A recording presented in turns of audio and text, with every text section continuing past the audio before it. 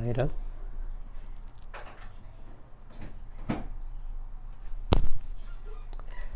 నా భక్తునికి ఏది మేలు అదే చేస్తాను అంటున్నారు బాబా. నా భక్తునికి ఏది మేలో అదే చేస్తాను అంటున్నారు. ఎందుకంటే మనం బాబాని ఏవేవో అడుగుతూ ఉంటాం. మనం అడిగేవన్నీ కూడా ఆ క్షణంలో ఉన్న మనకి ఇవి చేస్తే బాగుండు, అవి జరిగితే బాగుండు అని మనం అనుకొని మనం అడిగేవే, కానీ మనకి మరుక్షణం ఏం జరగబోతుందో తెలియదు. మనకు అన్నీ తెలుసు, మనకంటే తెలిసిన వాళ్ళు లేరని మనకు అనిపిస్తూ ఉంటుంది. మేము బాగా ప్లాన్ చేసుకున్నాం, లేకపోతే మేము ఇవన్నీ ఎంతో ఎప్పటి నుంచో ప్లాన్ చేసుకుని ఎగ్జిక్యూట్ చేస్తాం అని అనిపిస్తూ ఉంటుంది మనకి. కానీ నిజానికి మరుక్షణం ఏం జరుగుతుందో కూడా మనకి తెలియదు అన్నమాట. కానీ మనం చరిత్ర అంతా చూస్తూ ఉన్నాం. ఆయన సర్వజ్ఞుడు. ప్రతి ఒక్క చిన్న విషయంలో జరగబోయేది కూడా ఎంత మైన్యూట్ డీటెయిల్స్ వరకు ఎంత అద్భుతంగా తెలుసో సాయికి. మనం చెప్పుకున్నాం, ట్రైన్లో ఎక్కుతే ఊది పొట్లం ఇచ్చి నిన్ను రైల్లో నాకు తల తిరుగుతోంది కూర్చోడానికి జానుడు స్థలం ఇవ్వండి అని అడిగిన వాడికి ఊది పొట్లం ఇవ్వని. రైల్లో ఎంతమంది ఎక్కుతుంటారు, ఎవరే మాటైనా అడగచ్చు, స్థలం ఇమ్మని అందరూ అడుగుతారు కదా. అంటే ఆయన ఎలాంటి మాటలు చెప్పారో అలాంటి మాటలు. అంటే ఒక భక్తుడు ఎక్కేవాడు ఏ మాట మాట్లాడతాడో కూడా సాయికి తెలుసు అన్నమాట. అందుకని ఆయన సర్వజ్ఞుడు, అది మనం గుర్తుపెట్టుకొని ఉండాలి. అందుకని బాబా ఏం చేస్తారు, తన భక్తుడికి వాడికి ఏది మేలో అది చేస్తారు. మనం అడిగింది కాకుండా అది మనకి శ్రేయస్సును చేకూర్చేదైతే. అందుకని నా భక్తునికి ఏది మేలో అదే చేస్తానంటున్నారు. దానికి మాస్టర్ గారు ఏం చెప్తున్నారంటే, మన వ్యాధికి వైద్యుడు ఇచ్చిన చేదు మందును రోగ నివారణ కోసం తీసుకుంటున్నాం కదా. మనకి ఆరోగ్యం బాగాలేదు, డాక్టర్ దగ్గరికి వెళ్ళాం, డాక్టర్ ఏదో మందు ఇచ్చాడు, ఆ మందు చేదుగానో ఇంకేదోగా ఉంది. అయినప్పటికీ కూడా మనం ఆయన ఇచ్చినటువంటి చేదు మందును మన రోగ నివారణ కోసం తీసుకుంటున్నాం కదా.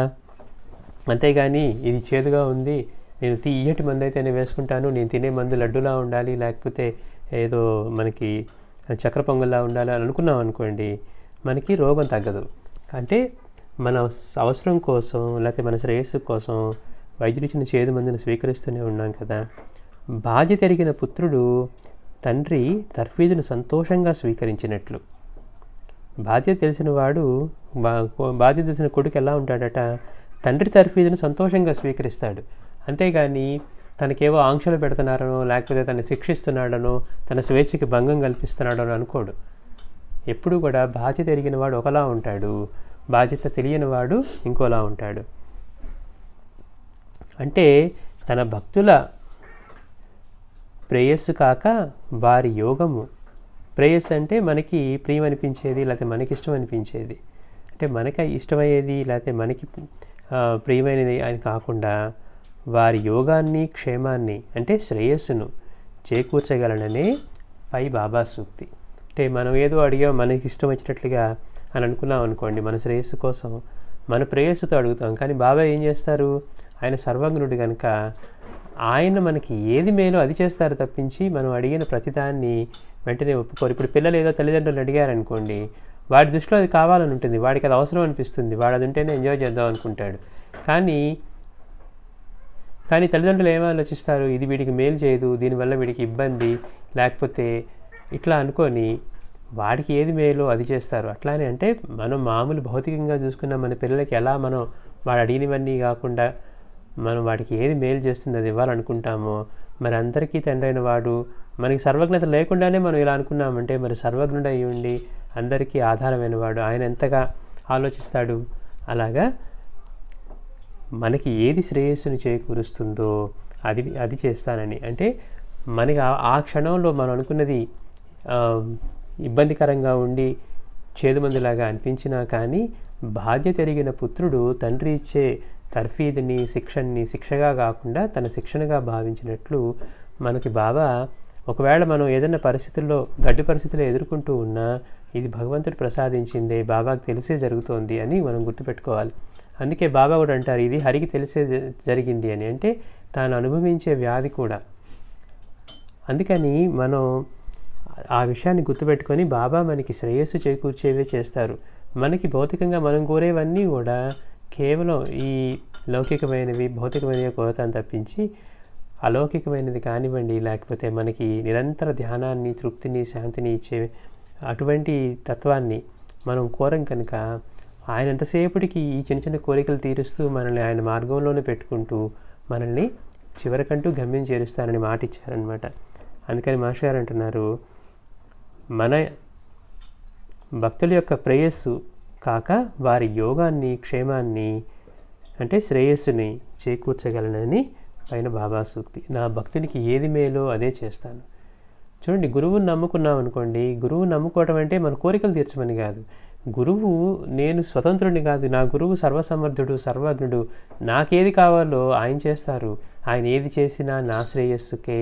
అందుకే మాస్టర్ అంటారు, గురువు ఎప్పుడు ధర్మం తప్పమని చెప్పడంటే, ఎందుకని ధర్మాన్ని ఆచరించడం వల్లే నువ్వు సద్గురువుని పొందుతావు. అది తెలియక మనకి అలా అనిపిస్తుంది. కానీ మేకని ఒక దెబ్బతో నరుకు అని చెప్పినప్పుడు కానీ మనకి ఏంటి బాబాకి తెలియదా అని అనిపిస్తుంది. కానీ ఎప్పుడూ కూడా ధర్మం తప్పడు, ధర్మాన్ని తప్పమని కూడా చెప్పడు. అంటే మనకి అర్థం కాక, మనకి తెలియక మనం అటువంటి అనుకుంటాం. శ్రీ సచ్చిదానంద సద్గురు సాయినాథ్ మహారాజ్ కీ జై.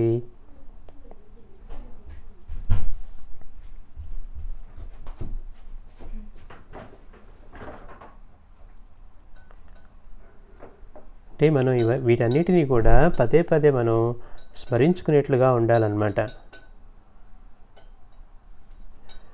మనం ఎప్పటికప్పుడు మర్చిపోయామనుకోండి, మనకి కూడా అప్పుడప్పుడు అయ్యో నేనేం అనుకున్నా కానీ ఏంటి బాబా మనల్ని పట్టించుకోవట్లేదా, లేకపోతే మనం ఈ కోరిక కోరామే మనకి తీరట్లేదే,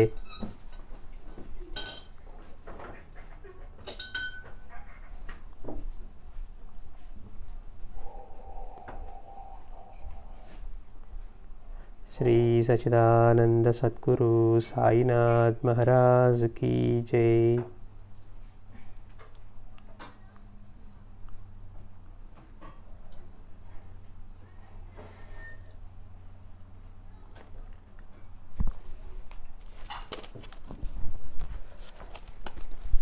మనం గత వారం సమాధానం ఇచ్చే సమాధి అధ్యాయాన్ని కంప్లీట్ చేసుకున్నాం. ఈ వారం బాబా సూక్తులు అనే అధ్యాయం.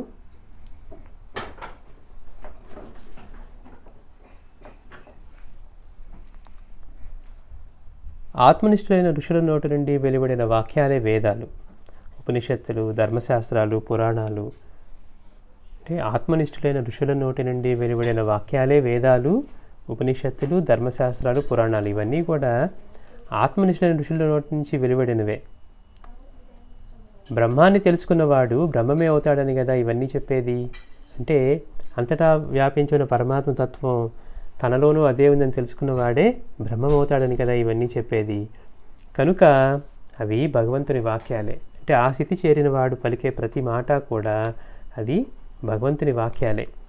ఏ శాస్త్రంలో ఆరితేరిన వారి నోట ఆ శాస్త్రమే పలుకుతుంది. అందుకే బ్రహ్మజ్ఞాని పలికితే ఒకలా ఉంటుంది, ఇది లేకుండా అజ్ఞానంతో అలా అనుకొని పలికేవాడు వేరుగా ఉంటుంది. అందుకని ఏ శాస్త్రంలో ఆరితేరిన వారి నోట ఆ శాస్త్రమే పలుకుతుంది. కారణం అది వారి అనుభవం. వారు ఆ రీతిన సాధన చేసి పూర్ణులయ్యారు. అందుకని ఇప్పుడు మనం ఈత నేర్చుకోవాలనుకోండి, కేవలం బయట ఈత ఎలా కొడతారో చూసి నేను ఈత నేర్పుతానని నేర్పడం ఎలాంటిదో, ఈత బాగా ఎంతో కాలంగా సాధన చేసి ఎంతో కాలంగా ఈత కొడుతున్నవాడు, అందులో మెళకువలు నేర్పడం కానీ ఇబ్బందులు ఎలా వాటిని తప్పుకోవాలి నేర్పించేవాడు చెప్పేది అనుభవం చాలా వేరుగా ఉంటుంది. మనకి వాళ్ళు ఆన్లైన్లో చూసి ఈత నేర్పించారనుకోండి, మన నీళ్ళలోకి వెళ్తే అక్కడికి వెళ్ళినప్పుడు ఏం చేయాలో మనకి అర్థం కాదు. అందుకని ఎవరైతే ఆ రీతిని సాధన చేసి పూర్ణులయ్యారో వారి నోటి వెంట పలికేవి ఆ శాస్త్రం, అందులో ఆరితేరిన వారి నోటి వెంట ఆ శాస్త్రమే పలుకుతుంది. అది మనం గుర్తుపెట్టుకోవాల్సింది. అది తెలియక మన వాళ్ళు అనుకుంటూ ఉంటారు, ఏమండి ఈయన పూర్ణుడు కాకపోతే ఏమైంది, ఆయన చెప్పేవి కూడా మంచి మాటలే కదా, అవి కూడా మనం వినొచ్చు కదా అని మనకి కన్వీనియంట్గా మార్చుకుంటూ ఉంటాం అనమాట. మనకి ఇష్టమైతే ఏదైనా మనం దాన్ని కన్వీనియంట్గా ఎలా మార్చుకోవాలో అని చూస్తాం. ధర్మం ఏం చెప్పింది, శాస్త్రం ఏం చెప్పింది, పూర్ణుడైన వాడి దగ్గర నుంచే ఇలా వినాలని కానీ, లేకపోతే మా ఈ మంత్రం కానివ్వండి, శాస్త్రాలు కానీ గురువు నుంచే తెలుసుకోవాలని చెప్పిన విషయాన్ని కానీ వదిలేసి మనం ఎవరు చెప్పినా కానీ వినాలనుకొని వాటికి ఎంతో ప్రాముఖ్యతనివ్వాలనుకుంటాం. కానీ మాస్టర్ గారు ఏం చెప్తున్నారు, ఎవరైతే ఆ శాస్త్రం అందు ఆరితేరారో, సాధన చేసి తరించారో వారి నోట నుంచి మాత్రం అటువంటి శాస్త్రం పలుకుతుంది. కారణం ఏంటి, వారు వాటి స్వరూపమై ఉన్నారు కనుక. అట్లా వారు ఆ సాధనలో అందులో సాధన చేసి పూర్ణులయ్యారు కనుక వాటి అర్థాన్ని కూడా మళ్ళీ వారే మనకు చక్కగా వివరించగలరు. అందుకని మనం తద్విధి ప్రణిపాత అనే శ్లోకం గురించి నానా చంద్రకలు చదువుతూ ఉన్నప్పుడు బాబా అతని చేత పైకి చదవమని అర్థం చెప్పించినప్పుడు మనకు అర్థమైపోయింది. ఎంతోమంది ఎన్ని వ్యాఖ్యానాలు రాసినా, వాటికి ఎన్ని భాషలు ఎన్ని సాంప్రదాయాలు రాసినప్పటికీ కూడా పరిపూర్ణమైన అర్థం, అంటే కృష్ణుడు అక్కడ ఏమని చెప్పుంటాడో అనే అర్థం వీళ్ళకి తట్టలేదేమో అనిపించేట్లుగా, లేకపోతే అంతకంటే కూడా అద్వితీయంగా మనకి బాబా దాన్ని వివరించి చూపారు. కారణం ఏంటి? అందులో ఏం చెప్పబడింది? జ్ఞానుల దగ్గరికి వెళ్ళి వాడిని నువ్వు సేవించి పరిప్రశ్న చేసి ఆశ్రయిస్తే వాళ్ళు నీకు జ్ఞానాన్ని ఉపదేశిస్తారు అని చెప్పినటువంటి విషయాన్ని ఎంతో అద్భుతంగా బాబా దాన్ని మనకి వివరంగా చెప్పగలిగారు. పరిప్రశ్న అంటే ఏంటి, తర్వాత ప్రణిపాతం అంటే ఏంటి, ప్రశ్నించడం అంటే ఎలా ప్రశ్నించాలి, గురువు కంటే మనకి ఎక్కువ తెలిసినా లేదా ఇది గురువుకి ఇది తెలిసి ఉంటుందా అని ప్రశ్నించడం కాకుండా మన ముక్తి కోసం, మన ముక్తి పొందడం కోసం ఇవి తెలుసుకుంటున్నామని ఒక లక్ష్యంతో ప్రశ్నించడం అనేది అవన్నీ మనకి నేర్పారనమాట. అంటే జ్ఞానం అసలు జ్ఞానాన్ని బోధించడం సాధ్యమవుతుందా? మరి వాళ్ళు నీకు జ్ఞానాన్ని బోధిస్తారు అని చెప్పారు కదా అన్న మాటకి ఎవ్వరూ కూడా దానికి సరిగిన వ్యాఖ్యానం ఇవ్వలేకపోయారు. కనుక సాయి దానికి జ్ఞానాన్ని బోధించడం అనేది సాధ్యం కాదు, వాళ్ళు బోధించేది కూడా సాత్వికమైన అజ్ఞానమే, జ్ఞానం అనేది కేవలం మన అనుభవానికి వచ్చేది మాత్రమే అని ఎంతో అద్భుతంగా మనకి తెలియజేశారు. కారణం ఏంటి?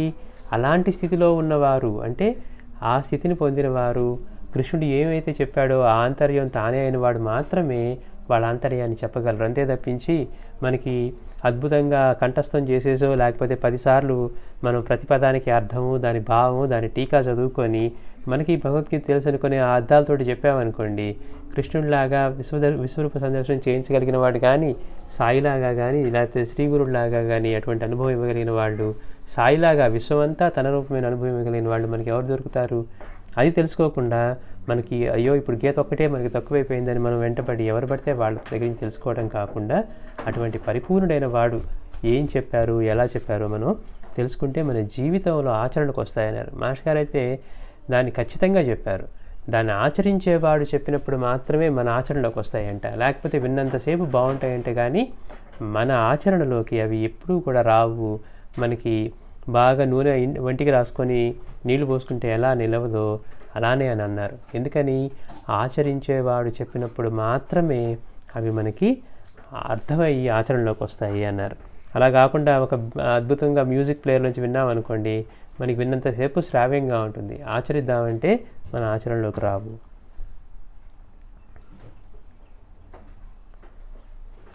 కనుక వాటి అర్థాన్ని కూడా వారే మళ్ళీ మనకు చక్కగా వివరించగలరు. మనం చూసాం బాబా యొక్క అద్భుతమైన వివరణ, దాని అర్థాన్ని కూడా వారే మనకు చక్కగా వివరించగలరు. రోగికి వైద్య గ్రంథం కంటే ఆరితేరిన వైద్యుడే మేలు చేయగలిగినట్లు శాస్త్రవాక్యం కంటే కూడా మహనీయుల వాక్యమే ఎక్కువ ప్రమాణం.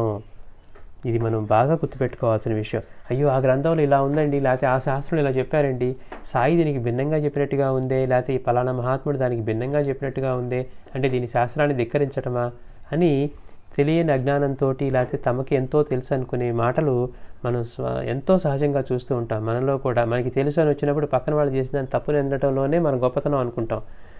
కానీ మనం గుర్తుపెట్టుకోవాల్సింది ఏమని చెప్తున్నారు? రోగికి వైద్య గ్రంథం కంటే కూడా ఆరితేరిన వైద్యుడే మేలు చేయగలిగినట్లు శాస్త్రవాక్యం కంటే కూడా మహనీయుల వాక్యమే ఎక్కువ ప్రమాణం. అందుకే వారిని ఆశ్రయించాక సర్వధర్మాన్ పరిత్యజ్య అన్న సూత్రాన్ని పాటించాలి. ఒకసారి గురువుని ఆశ్రయించాక ఇంకా మళ్ళీ చర్చలకు తావు ఉండకూడదు. ఇది తప్ప ఇది గొప్ప. గురువు ఎప్పుడు ధర్మాన్ని ఉల్లంఘించమని చెప్పడు. అన్ని ధర్మాలను ఆచరించడం ద్వారా మనకి లభించేది ఒక గురువు మాత్రమే. అంటే మనం ఇన్ని ధర్మాలు ఆచరించేది ఆయన కోసం అయితే ఆయన మన ధర్మం ఎలా చేయిస్తారు? అయ్యో శాస్త్రానికి భిన్నంగా ఉంది, బాబా ఏంటి కత్తి తీసుకొని మేక మెడకని ఒక్క దెబ్బతో నరకమన్నారు, పాపం దాని ప్రాణం ఏమైపోయింది అని మనం విచక్షణ చేసి మనమేదో సాయి కంటే ప్రేమ స్వరూపులమైనట్టో, లేకపోతే ఆయన కంటే కరుణామయులమనో, లేకపోతే ఆయనకంటే మనకే ఎక్కువ జాలి గుణం ఉందేమో, లేకపోతే ఆయన మనకంటే కఠినంగా ఉన్నారేమో అనిపించేట్లుగా మన విచక్షణ పనిచేస్తుంది. కానీ గురువుని ఆశ్రయించాక సర్వధర్మాన్ పరిత్యజ్య అన్న సూత్రాన్ని పాటించాలి. అందుకే మనం గత వారం చదువుకున్నప్పుడు చునీలా ఆసారాం భగత్ విషయంలో బాబా కనపడి సముద్రంలోకి నడువు అన్నారు. సముద్రంలోకి నడవటం ఏంటి అని అనుకోవాలా, బాబా చెప్పారు. అంటే గురువు ఆజ్ఞ ఉల్లంఘిస్తే అప్పుడు దాకా సిద్ధం చేసుకొని వండుకున్న పదార్థం అంతా వ్యర్థంగా బోర్లా వేసి పడేసినట్టో లేకపోతే దానిని నిరర్ధకం చేసుకున్నట్టో అని. అందుకని అతను మరు అంటే నేను నీళ్ళలోకి వెళ్తే నా ప్రాణం పోతుందేమో అని ఆలోచించకుండా అంతే ఎదురుగా నీళ్ళలో సముద్రంలోకి నడుచుకుంటూ వెళ్ళాడట. ఎందుకని? గురువు పట్ల విశ్వాసం. తన గురువు అంటే మనకి ఏది చేసినా శ్రేయస్సు కోసమే చేస్తారు. బాబాని తలక్రిందులుగా వేలాడదీసినా కానీ గురువు వచ్చి బాబాని అడిగినప్పుడు ఎలా ఉన్నారు అంటే నేను పరమానందంలో తేలిపోతున్నాను అన్నారు. ఎవరన్నా తలకిందులుగా చెట్టుకి ఏలాడదీస్తూ బావి మీద చెట్టుకి కొమ్మకి ఏలాడదీస్తూ 4 అడుగుల నీళ్ళలో నీళ్లు తాగటానికి కానీ లేకుండా కొమ్మ విరిగినా ఆ కట్టి వేసిన తాడు దిగినా కానీ నీళ్ళలో పడితే బ్రతకటం సాధ్యమా? మరి అలాంటి స్థితిలో పరమానందంలో ఎలా ఉన్నానని చెప్పారు బాబా అంటే తన గురువు తన శ్రేయస్సుకు మించి తన ఆనందానికి మించి వేరే పని చెయ్యరు అని తెలిసిన వాడు, గురువుని సంపూర్ణంగా నమ్ముకున్న వాడిలోంచి వచ్చే విశ్వాసంతో కూడిన మాటలు, నోటి మాట కాదనమాట, పరమానందంలో తేలిపోతున్నాను అని చెప్పింది. అందుకని వారిని ఆశ్రయించాక సర్వధర్మాన్ పరిత్యజ్య అన్న సూత్రం పాటించాలి. అందుకే కాకా దీక్షిత్ లాంటి వాళ్ళు మేకనొక్క దెబ్బతో నరుకు అంటే వాళ్ళు ఇది గురువు తన పరీక్ష పెడుతున్నారన్న దానికే చేశారే తప్పించి ఎక్కడా కూడా మళ్ళీ అయ్యో ఇదేంటి బాబా ఇలా చేయమన్నారు, పైగా నేను సద్బ్రాహ్మణుని కదా నా చేత ఇలా చేస్తున్నారేంటి అని వేరే ఆలోచనే చేయలేదన్నమాట. అందుకే సద్గురువుని ఆశ్రయిస్తే శాస్త్ర షట్కం అక్కర్లేదన్నారు సాయి. బాబా క్లియర్గా చెప్పారు, నీ గురువుని నమ్ముకో, అదే అన్నిటికంటే కూడా పరమ సాధన. తన గురువుని ఆశ్రయించే తను అటువంటి పరిపూర్ణత చెందానని వేరే సాధనేమీ లేకనే ఆయన అటువంటి స్థితి గురువు యొక్క కృప వల్ల పొందానని చెప్పారు. అందుకే తనని కూడా అలానే ఆశ్రయించమని చెప్పారు బాబా. అలా ఆశ్రయించిన తర్వాత శాస్త్ర షట్కం అక్కర్లేదన్నారు. ఆ శాస్త్రాలు ఈ శాస్త్రాలు పరబ్రహ్మస్వరూపులైన మహనీయుల అనుభవం నుండి వెలువడే వాక్యాలు వేదాల వలె మంత్రాలు. అంటే అటువంటి పరబ్రహ్మస్వరూపులైన మహనీయుల యొక్క అనుభవం నుండి వెలువడే వాక్యాలు ఎలాంటివట? వేదాల వలె మంత్రాలు. వాటిని విని అంటే శ్రవణం చేసి బాగా ఆలోచించి అంటే మననం చేసి జీవించాలి. మనలో ఎక్కువ మంది మనలో చేసే లోపం ఏంటి? మనలో జరిగే లోపం అంటే మనకున్న బిజీగా ఉండే పనుల వల్ల కానివ్వండి, మన మనసుకి అటువంటి తర్ఫీదు ఇవ్వకపోవటం వల్ల కానివ్వండి, లేకపోతే అంతగా ఆసక్తి లేకపోవటం వల్ల కానీ, ఏదో ఇప్పుడు చేసుకుంటే ఎప్పుడుకో ఉపయోగపడుతుంది కదా అనే ఒక ఆలోచనతో చేసే మనం పూజలు కానివ్వండి, లేకపోతే మనం చేసుకునేటువంటి ఇలాంటి కార్యక్రమాలన్నీ కూడా అవగాహన లేకుండా ఇప్పుడు అటెండ్ అయితే ఎప్పుడుకో ఉపయోగపడుతుందిలే అనే స్థాయిలో మనం చేసుకున్నాం అనుకోండి, అప్పుడు ఏమవుతుంది? దాని మీద శ్రద్ధ, ఇది ఎలా చేసుకోవాలి, మనం ఆధ్యాత్మికతని మనలో ఉన్న ఆనందాన్ని, మనం అంతులేని ఆనందాన్ని మనం తెలుసుకొని మనం జీవించడానికి అనే విషయాన్ని మర్చిపోయి ఇది చేసుకుంటే ఏదో మేలవుతుంది, లేకపోతే ఎప్పుడొకప్పుడు బాబా మనల్ని ఆదుకుంటారులే అనే విషయాన్ని మనం ఆలోచించి మనం ఏం చేస్తాం? మనం విన్న వాటిని వింటాము, ఈ చెవితో వింటాం, ఆ చెవితో వదిలేస్తాం, అంతేగాని వాటిని మననం చేయం. అంటే ఖాళీగా ఉన్న సమయంలో కానీ మనం ఏదైనా పని చేసుకుంటూ కూర్చున్నప్పుడు కానీ వాటిని బాబా ఇలా చెప్పారు, మనం ఇలా ఉండాలి, ఈ మన బలహీనతలు ఇలా ఉంటాయి, మనలో ఉన్న వాడాలో ఉన్న దొంగని తెలుసుకోవాలన్నారు, మనలో ఈ బలహీనతలు ప్రకటన అవుతూ ఉన్నాయి, లేకపోతే బాబా జరిగిన లీలల్లో ఉంటే అద్భుతమైన విషయాల్ని, వీటన్నిటిని మననం చేసుకుంటే ఏమవుతుంది? మనసు వాటిలోనే నలిగి మనం ధ్యానం చేసుకోవాలని కూర్చున్నా కానీ ఆటోమేటిక్గా మనసు ఎందుకు వాటిలోనే ఉంది కాబట్టి వేరే ఆలోచనలు చేయకుండా లొంగుతుందన్నమాట. అందుకని వాటిని విని శ్రవణం చేసి బాగా ఆలోచించి అంటే మననం చేసి జీవించాలి. అంటే మనన శ్రవణ ఇవన్నీ కూడా మనకి ఎంతో ముఖ్యమైనవి.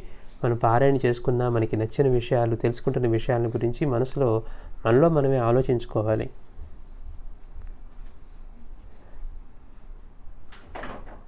అదే ఉపనిషత్తులు, భగవద్గీత చెప్పేది. అంటే ఊరికే మనం కంఠస్థం చేసి గీతలో చెప్పినటువంటి వాటిని ఏమీ ఆచరించలేదనుకోండి, మనకి ఉపయోగం లేదు. అందుకనే చెప్తున్నారు, ఉపనిషత్తులు, భగవద్గీత చెప్పేది కూడా అదే, మననం శ్రవణం చేసి మన జీవితంలో వాటిని ఆచరించుకోవాలని. అనేక సందర్భాల్లో వేర్వేరు భక్తులతో శ్రీ సాయి చెప్పిన వాక్యాలు ఒక వరుసలో కూర్చుకొని చదివితే సంపూర్ణమైన ఆధ్యాత్మిక బోధ లభిస్తుంది. బాబా అప్పుడప్పుడు భక్తులతో పలికినటువంటి వాక్యాలు అవన్నీ కూడా ఎంతో వేద మంత్రాల వలె మహా పవిత్రమైనవి అన్నమాట. అంటే వాళ్ళ అనుభవంతో చెప్పే విషయాలు అవన్నీ, ధర్మశాస్త్రాల్లో ఉన్న విషయాలు వాళ్ళు ఒక్క మాటలో సింపుల్గా చెప్తే మనం బాబా శక్తిలో చెప్పుకుంటాం ఆయన యొక్క బోధనా దక్షత ఎంత గొప్పదో అని. కష్టించి పనిచేయి, దేవుని నామం ఉచ్చరించు, సద్గ్రంథాలు చదువు, వంతులు కీచులు పోటీలు మానితే భగవంతుని రక్షిస్తాడు అన్నారు. ఇదేంటి బాబా ఇంత సింపుల్గా చెప్పారనుకుంటున్నాం. గీత యొక్క సారాన్ని మొత్తాన్ని భక్తి యోగం, కర్మయోగం, ధ్యానయోగం ఈ మూడింటిని ఆయన 3 మాటల్లో చెప్తున్నారు. అంటే ఎంతగా దాన్ని పరిపూర్ణంగా తెలిసిన వాడు మాత్రమే అలా చెప్పగలరు అనమాట. అందుకని వాళ్ళ నోటి నుంచి వచ్చే ప్రతి వాక్యం కూడా అంత విశేషంగా ఉంటుందన్నమాట. అందుకని బాబా అప్పుడప్పుడు భక్తులతో చెప్పినవన్నీ ఒక చోట కూర్చుకొని చదివితే ఎంతో పరిపూర్ణమైన ఆధ్యాత్మబోధ లభిస్తుంది అంటున్నారు మాస్టర్ గారు. కనుక వాటిని మనం వేరు సూక్తులుగా గాక వరుసలో కూర్చుకొని చూస్తే కానీ వాటికి సరి అయిన అర్థం బోధపడదు. బాబా అంటున్నారు, ఆద్యంతాలు లేని ఈ పాదాలు పరమ పవిత్రమైనవి, నాపై పూర్తి విశ్వాసం ఉంచు, నీ కోరిక నెరవేరుతుంది అన్నారు. బాబా చెప్తున్నారు, ఆద్యంతాలు లేని ఈ పాదాలు పరమ పవిత్రమైనవి, అంటే ఆది అంతం లేనటువంటి ఈ పాదాలు. అందుకే సాయి ఏమన్నారు, మీ వయసు ఎంత అంటే 1,00,000 సంవత్సరాలు, నేను రామాయణ భారత కాలాల్లో కూడా ఉన్నానన్నారు. ఇప్పుడు ఎలా ఉన్నానో అప్పుడు అలానే ఉన్నారన్నారు. ఆ మాట మనకు అర్థం కాకంటే సాయి అప్పుడు ఉన్నారా, అప్పుడు కూడా కఫ్నీ ధరించే ఉన్నారా అని మనకు అనిపిస్తుంది. ఎందుకని మనకి మన దేహంతో ఒక రూపంతో చూడటం తప్పించి వేరుగా చేత కాదు కనుక. కానీ ఇందాక మనం నామావళిలో చెప్పుకున్నాడు పంచభూత తత్వాలు ఆయనే, అట్లా ఆయనే ప్రాణస్వరూపం. అందుకని ఎప్పుడూ ఉండే పరమాత్మ స్వరూపమే ఆయన కనుక ఎప్పుడూ ఉండేవారే. అందుకని బాబా ఏం చెప్తున్నారు, ఆది అంతాలు లేని ఈ పాదాలు పరమ పవిత్రమైనవి, నా పైన పూర్తి విశ్వాసం ఉంచు, నీ కోరిక నెరవేరుతుంది అన్నారు. నాపై నీ దృష్టి నిలుపు, నేను నీపై నా దృష్టి నిలుపుతాను, నిన్ను చివరకంటా గమ్యం చేరుస్తాను. రాధాబాయికి బాబా చేసినటువంటి అద్భుతమైన బోధ మనందరికీ కూడా ఎంతో ఉపయోగపడేది. అంటే బాబాని పూజించే విధానం ఏంటి, ఆయన అనుగ్రహాన్ని ఎలా పొందాలి అంటే బాబా చెప్తూ ఉన్నారు. తన గురుసేవ వృత్తాంతాన్ని గురించి తెలిపి, అంటే అమ్మ ఎందుకు ఉపవాసాలు ఇవన్నీ, ఊరికే శరీరాన్ని అలా బాధించుకోకు, అంతేకాకుండా మంత్రాల కోసం ఎవరి దగ్గరికి ఉపదేశాల కోసం వెళ్ళవద్దు, నా సాంప్రదాయం వేరు అని చెప్తూ బాబా మనకు అందించిన మార్గం అనమాట. ఏంటది, నా పైన నీ దృష్టి నిలుపు, నిరంతరం నా గురించి చింతన చేయి. అలా చేస్తూ ఉంటే నీపైన నా దృష్టి నిలుపుతాను. ఎలా అయితే నా గురువు తమ దృష్టిని నాపై పెట్టి నన్ను ఉద్ధరించారో, అదేవిధంగా మీరు కూడా నాపై మీ దృష్టి నిలిపితే మీపై నా దృష్టి నిలిపి మిమ్మల్ని చివరకంటా గమ్యం చేరుస్తాను. బాబా ఇక్కడ మనకి మాటిస్తున్నారు, ప్రమాణం చేస్తున్నారు. ఏమని, మనల్ని చివరకంటా గమ్యం చేరుస్తారు. ఏంటా గమ్యం, అంతులేని ఆనంద స్థితి, అదే ముక్తి, అదే ఆత్మజ్ఞానం. నేను ఈ దేహాన్ని అనే భావం నుంచి ఆయనలాగే సర్వత్రా వ్యాపించి ఉన్న పరమాత్మ చైతన్యమే మనలోనూ బయట ఉందని, ఆ పరమాత్మ స్వరూపానికి మనకి భేదమే లేదని తెలిసి మనం ఈ దుఃఖానికి, ఈ దేహం దుఃఖం అనే పరిమితులను దాటి వాటన్నిటిని మించి అతీతమైన ఆనంద స్థితిగా, అంటే నిజస్వరూపంగా జీవించగలిగే స్థితికి, అటువంటి గమ్యాన్ని చేరుస్తాను అంటున్నారు. నన్ను నమ్మిన వారిని ఎన్నడూ పతనం కానివ్వను. ఆ నమ్మకం అనే మాటే మనం అర్థం చేసుకోవాల్సింది. నన్ను నమ్మిన వారిని ఎన్నడూ అంటే మనం భగవంతుడి గురించి మాట్లాడుతూ మేము చాలా నమ్మేవండి కానీ ఆయన మాకేం చేయలేదు. మనం నమ్మటం అంటే ఏం చేస్తున్నాం, ఆయన చెప్పినట్టుగా పాటిస్తూ ఉన్నామా, ఆయన చెప్పినట్లుగా ఏదన్నా ఆచరిస్తూ ఉన్నామా, నమ్మటం అంటే అది. అలా కాకుండా ఊరికే నోట్లోంచి మాట మనం మాట్లాడుతుంటాం, మేము బాగా బాబాని నమ్ముతాం. ఎందుకని, మనకి ఎవరో చెప్పారు ఆయన పట్టుకుంటే ఆయన మనకి మేలు చేస్తారని. ఆ ఉన్న ఆశతోటో, కష్టం పోవాలనో, కోరిక తీరాలనో, తొందరగా మనం ఆయన అనుగ్రహం పొందాలనో మనం ఏదో చేస్తూ ఉంటాం తప్పించి, నమ్మిక అనే పదం, నమ్మకం అంటే ఇప్పుడు చెప్పుకున్నాం, గురువు తలకిందులుగా వేలాడదీసినా కానీ పరమానందంలో తేలిపోతున్నాను అని చెప్పగలిగే నమ్మకం మనకుందా? లేకపోతే సాయి ఇలా చెప్పారు, ఎంతో కష్టమైనవండి బాబా చెప్పిన మాటలు ఎవరన్నా మనల్ని దూషిస్తే, మన మొహం మీద ఏదన్నా అంటూ ఉంటే, మనం చేయని పనులైనా వాళ్ళు చెప్తూ ఉంటే వింటూ ఎలా వెళ్ళిపోవాలి? ఆయనేమో నా నామాన్ని స్మరిస్తూ వెళ్ళిపోవన్నారే, మరి ఎలా సాధిస్తాం మనం, అసలు మనకి సాధ్యం అవుతుందా అని ఇది లేకుండా తన గురువు చెప్పాడు, తన గురువు చెప్పింది నమ్మకం. అంటే వాళ్ళు మనకి చేసినంత శ్రేయస్సు ఎవరు చేయరు. అంటే మనల్ని ఎవరైనా దూషించేవాళ్ళు, అనవసరంగా మనం ఇది లేకుండా అనేవాళ్ళు, అలాగే మనం వేరే వాళ్ళు అంటూ ఉన్నా కూడా మనం అప్పుడు దాకా చేసుకున్న పుణ్యమంతా పోతుంది అని తెలిసి దాన్ని గుర్తుపెట్టుకొని బాబా చెప్పిన మాటని తూచా తప్పకుండా పాటించడం. నమ్మకం అంటే అవన్నమాట, విశ్వాసం అన్న నమ్మకం అని. అంతేగాని ఏదో మనం హడావిడిగా ఒక కొబ్బరికాయ కొట్టేసో, బాబాకి నివేదన పెట్టేసో, రోజు 2 అగరొత్తులు పెట్టేసి, దీపం పెట్టేసి మేము బాబాని బాగా నమ్ముతాం అనుకున్నాం అనుకోండి, చేసే పనులేమో ఇవి మన రోజు చేసే ప్రాపంచిక విషయంలో మాత్రం అన్ని స్వరూపాల్లోనూ ఆయనే ఉన్నారు. బాబాని నమ్మటం అంటే ముఖ్యమైనది మనం మళ్ళీ మళ్ళీ గుర్తు చేసుకుంటున్నాం. శ్రద్ధా సబూరిలో శ్రద్ధ అంటే అలర్ట్నెస్ కాదు, అంటే ఊరికి దేహంతో అయ్యో మనం అత్తగులుతాం ఇత్తగులుతాం, లేకపోతే మడిగట్టుకొని చేద్దాం, లేకపోతే శ్రద్ధగా చేద్దాం అని అనుకోవటం కాదు. శ్రద్ధ అంటే మాస్టర్ ఒకటే అంటారు, అన్ని జీవుల్లోనూ ఆ సాయే ఉన్నారు అన్న భావాన్ని మనసులో ప్రతిష్ఠించుకొని దాని పట్ల శ్రద్ధగా ఉండడం అంటే అందరిలోనూ ఆయనే ఉన్నారు, అన్ని జీవుల్లోనూ ఆయనే ఉన్నారని అనుభవం ఇచ్చారు, ఆయన పటానికి ఆయనకి భేదమే లేదు అని చెప్పి గుర్తు పెట్టుకొని ఆ గుర్తుతోటి మనం ప్రవర్తించడం శ్రద్ధ. పక్కన వాళ్ళతో మాట్లాడేటప్పుడు అప్పుడు శ్రద్ధగా మాట్లాడతాం, అయ్యో మనం పక్కన వాడని ఏమన్నా అన్నామంటే ఆయనకే తగులుతుంది. కారణం మనలో ఉన్న సాయి స్వరూపమే వాళ్ళలో కూడా ఉంది. అందుకే ఇక్కడ భార్యను కొట్టబోతూ ఉంటే అక్కడ సాయి చెప్తూ ఉన్నారు, అక్కడ గేదెను కొడుతూ ఉంటే ఆయన చెప్తూ ఉన్నారు. అవి మనం గుర్తుపెట్టుకున్నప్పుడు వాటిని మన జీవితంలోకి తీసుకొని ఆచరణకు వచ్చినప్పుడు మనం ఆయన్ని నమ్ముతున్నట్లు. అంతేకాని ఊరికే నమ్మటం అనే పదాన్ని మనం వాడేసి మేము ఎంతగానో నమ్ముకున్నాం, ఆయన మాకు ఏం చేయలేదని కొంతకాలం తర్వాత బాబా పటాన్ని తీసి పైన పెట్టేవాళ్ళు చాలామంది ఉన్నారంటారు మాస్టర్ గారు. ఆయన ఏం చెప్పారు, ఏం చెప్పారో తెలుసుకొని ఆచరించడానికి ప్రయత్నించాలి. అలా చేసిన వారిని ఏమన్నారు, చివరికంటా గమ్యం చేరుస్తాను, నన్ను నమ్మిన వారిని ఎన్నడూ పతనం కానివ్వను. అట్లా ఎవరైతే బాబాను నమ్ముకొని ఉంటారో వారిని పతనం కానివ్వని ఆయన ప్రమాణం చేసి చెప్తున్నా కానీ మనం రేపు ఎలా ఉండబోతుందో, అక్కడికి వెళ్తే ఎలా ఉండబోతుందో, ఇక్కడుంటే ఎలా ఉండబోతుందో, లేకపోతే మన జీవితంలో అన్నీ ఎలాంటి సంఘటనలు ఎదురవబోతున్నాయో అని ఇప్పటి నుంచే యాంగ్జైటీ భయం పడేవాడినారు అనుకోండి, వాళ్ళని ఎవరు రక్షించగలరు? అంటే జరగని సంఘటనని మనం ఊహించుకొని మనం ఇప్పుడే దాన్ని అనుభవించేస్తున్నాం. ఇంతకంటే పిచ్చితనం ఏమైనా ఉంటుందా? ఇప్పుడు మనకి ఏదైనా ఇబ్బంది ఉంది, శరీరానికి ఏదో గాయం తగిలింది, నడుస్తుంటే కాలు కొట్టుకుంది, నొప్పిగా ఉంది, ఆ నొప్పిని ఇప్పుడు అనిపిస్తున్నామంటే అర్థం ఉంది, ఎందుకని నొప్పి అనుభవంలో ఉంది.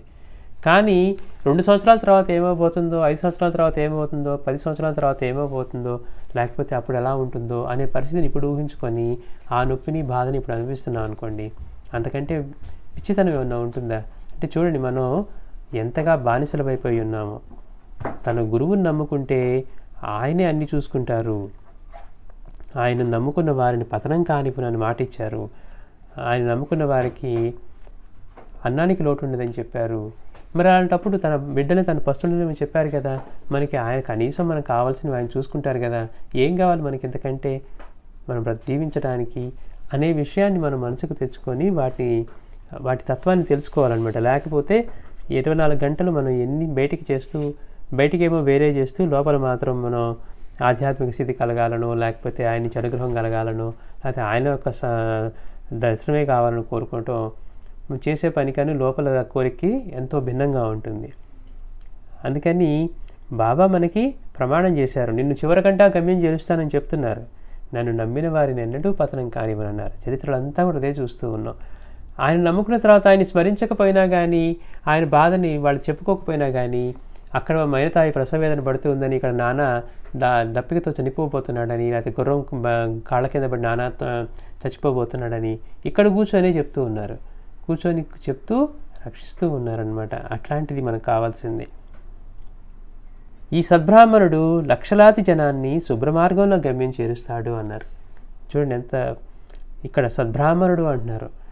మనం ఎంతసేపటికి బ్రాహ్మణుడు అనగానే అదొక వర్గంగానో కులంగానో లేకపోతే ఇంకోటిగా చూస్తాం. సద్బ్రాహ్మణుడు అంటే సదా ఆ బ్రహ్మంలో చరించేవాడు అని, అంటే ఆత్మజ్ఞాని. అలాంటి వాడే చెప్పగలడు నా వయసు లక్షల సంవత్సరాలని. ఇంకా ఏమని చెప్పగలరు? ఈ దేహమే నేను అనుకుంటే నన్ను అసలు చూడనట్లే, నేనంటే తెలియనట్లే అని చెప్పగలరు. అంతేకాకుండా అటువంటి అనుభవాన్ని ఇవ్వగలరు అనమాట. అందుకని ఏం చెప్తున్నారు, ఈ సద్బ్రాహ్మణుడు అంటే సదా బ్రహ్మంలో చరించేవాడు, ఆ బ్రహ్మస్వరూపమే తానైన వాడు, ఆ బ్రహ్మమే తానైన వాడు లక్షలాది జనాన్ని శుభ్ర మార్గంలో గమ్యం చేరుస్తానంటున్నారు. నన్నే ధ్యానించి నా లీలలు గానం చేసేవారు నేనుగా మారిపోతారు. అంటే గురువు శిష్యుని తనంతర వాణి చేసుకుంటారు కదా అని మనం తెలుసుకున్న దాన్ని బాబా చెప్తున్నారు. నన్నే ధ్యానించి నా లీలలు గానం చేసేవారు నేనుగా మారిపోతారు. అంటే చూడండి, బాబాగా మారిపోవటం అంటే మనం చెప్పుకున్నాం, జోగ్ అక్కడ కూర్చొని సేవ చేస్తూ అనుకున్నారట, సద్గురువు శిష్యుడిని తనంతర వాణి చేసుకుంటారు కదా, నన్ను అలా చేయలేదే అని. అంటే ఏమన్నారు బాబా, వీడు నా స్థానాన్ని ఆక్రమించాలని చూస్తున్నాడు అని. అంతేకాకుండా బాబా మీకు సేవ చేస్తూ ఉన్నాం కదా, మా సేవ పూర్తయినట్లు గుర్తేంటి అంటే నీవు కూడా నాలా సర్వబంధాలు విడిచి భిక్షువై జీవించడమే అన్నారు. ఆయనలాగా అంటే ఊరికే వేషం ధరించేసి కఫ్నీ కట్టుకొని ఉన్నవన్నీ ఇచ్చేసి భిక్షులా జీవిస్తే ఆయనలాగా అయిపోతారా అంటే మాస్టర్ గారు అన్నారు, ఆయనలాగా జీవించడం అంటే సకల దేవతలు, సకల జీవులు, పంచభూతాలు, చూసే జడ జీవ చైతన్య పదార్థము అంతా కూడా తానే అని అనుభవిస్తూ ఆ అనుభవాన్ని పొంది జీవించగలగటం, అలా జీవించడం అంటే అలాంటి స్థితిని ఇస్తానంటున్నారు బాబా.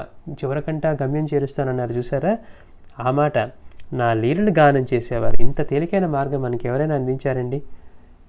నా లీలలు గానం చేసేవారు నేనుగా మారిపోతారు. అంటే మనం భౌతికంగా ఈ శరీరానికి పరిమితమే అనుకుంటున్న, ఈ శరీరమే నేను అనుకుంటున్న నేను నుంచి విశ్వవ్యాప్తమైన చైతన్య స్వరూపం ఏదైతే ఉందో, ఏదైతే బ్రహ్మతత్వం, బ్రహ్మ పదార్థం ఉందో దానిగా మారిపోతారు. అంటే నేనుగా మారిపోవటం అంటే అటువంటి స్థితిని, అంటే ఈ దేహమే నేను అన్న స్థితి నుంచి అంతటా నిండి ఉన్న చైతన్య స్వరూపమే నేను, నాలో కూడా అదే చైతన్య స్వరూపం ఉంది, నాలోనూ అటువంటి భగవత్ స్వరూపమే ఉంది అనే అనుభవాన్ని పొంది దాంతో జీవించేంత స్థితి అన్నమాట.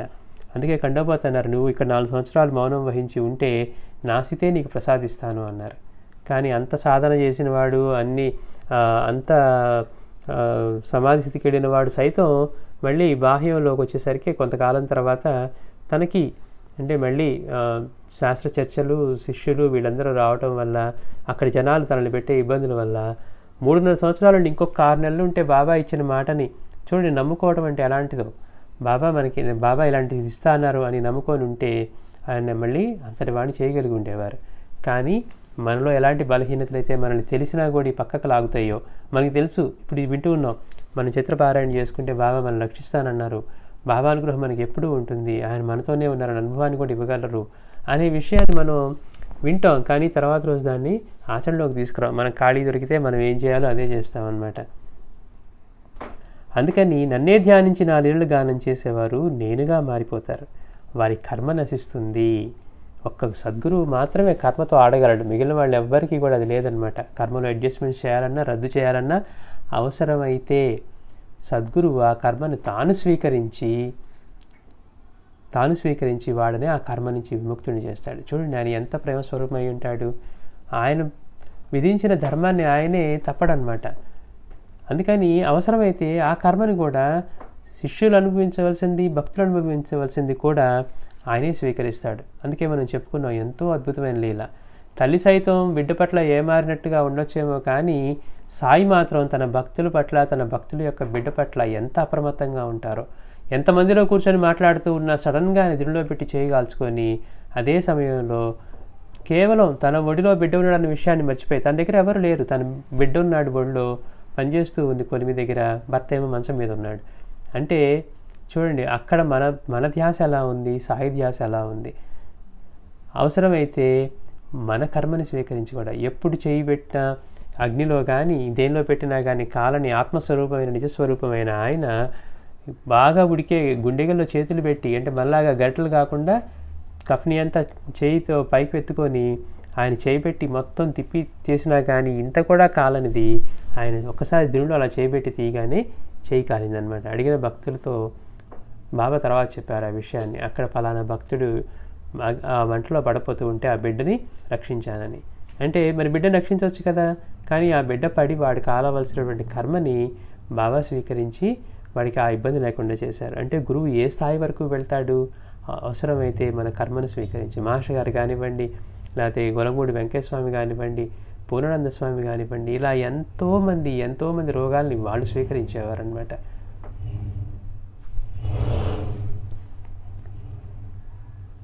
అట్లా వారి కర్మ నశిస్తుంది. అంటే ఎవరైతే ఆయన గురించే ధ్యానించి ఆయన లీలల్ని గానం చేస్తారో, ఆయన గురించే చింతన చేస్తారో వారు నేనుగా మారిపోతారన్నారు. వారి కర్మ నశిస్తుంది అని చెప్తున్నారు బాబా. నేను ఎప్పుడు వారి చెంతనే ఉంటాను. నిజానికి బాబా ఎప్పుడు మన చెంతనే ఉంటారు, కానీ ఆయన మన చెంతనే ఉన్నారనే విషయాన్ని మనం గుర్తుపెట్టుకోనమాట. ఈ బయట చూసినంతసేపు మన నుంచి అన్నీ వేరుగా ఉన్నాయి కాబట్టి మనం బయటకే చూస్తూ ఉంటాం. చూడండి, మన విచిత్రం, మన ఇంద్రియాలు కూడా ఏవి లోపలికి పనిచేయవు, అన్నీ బాహ్య ప్రపంచంలోకి పనికొచ్చేవే తప్పించి లోపల జరిగే శబ్దం ఏమైనా వినపడుతుందా మన చెవులకి? మన కళ్ళను లోపలికి దిప్పుకొని లోపల మన అవయవాలు ఎలా ఉన్నాయి, పేగులు ఎలా ఉన్నాయి, లేదా గుండె ఎలా కొట్టుకుంటుంది చూడగలమా? ఎంత గమ్మత్తో! ఇవన్నీ కూడా బాహ్యంగానే. ఆయన ఎప్పుడు మనతోనే చైతన్య స్వరూపుడిగా ఉన్నాడు, మనలోనే ఉన్నాడు అన్న మనం ఎప్పుడూ కూడా దాన్ని తెలుసుకోలేకపోతూ ఉన్నాం. నేను ఎప్పుడు వారి చెంతనే ఉంటాను.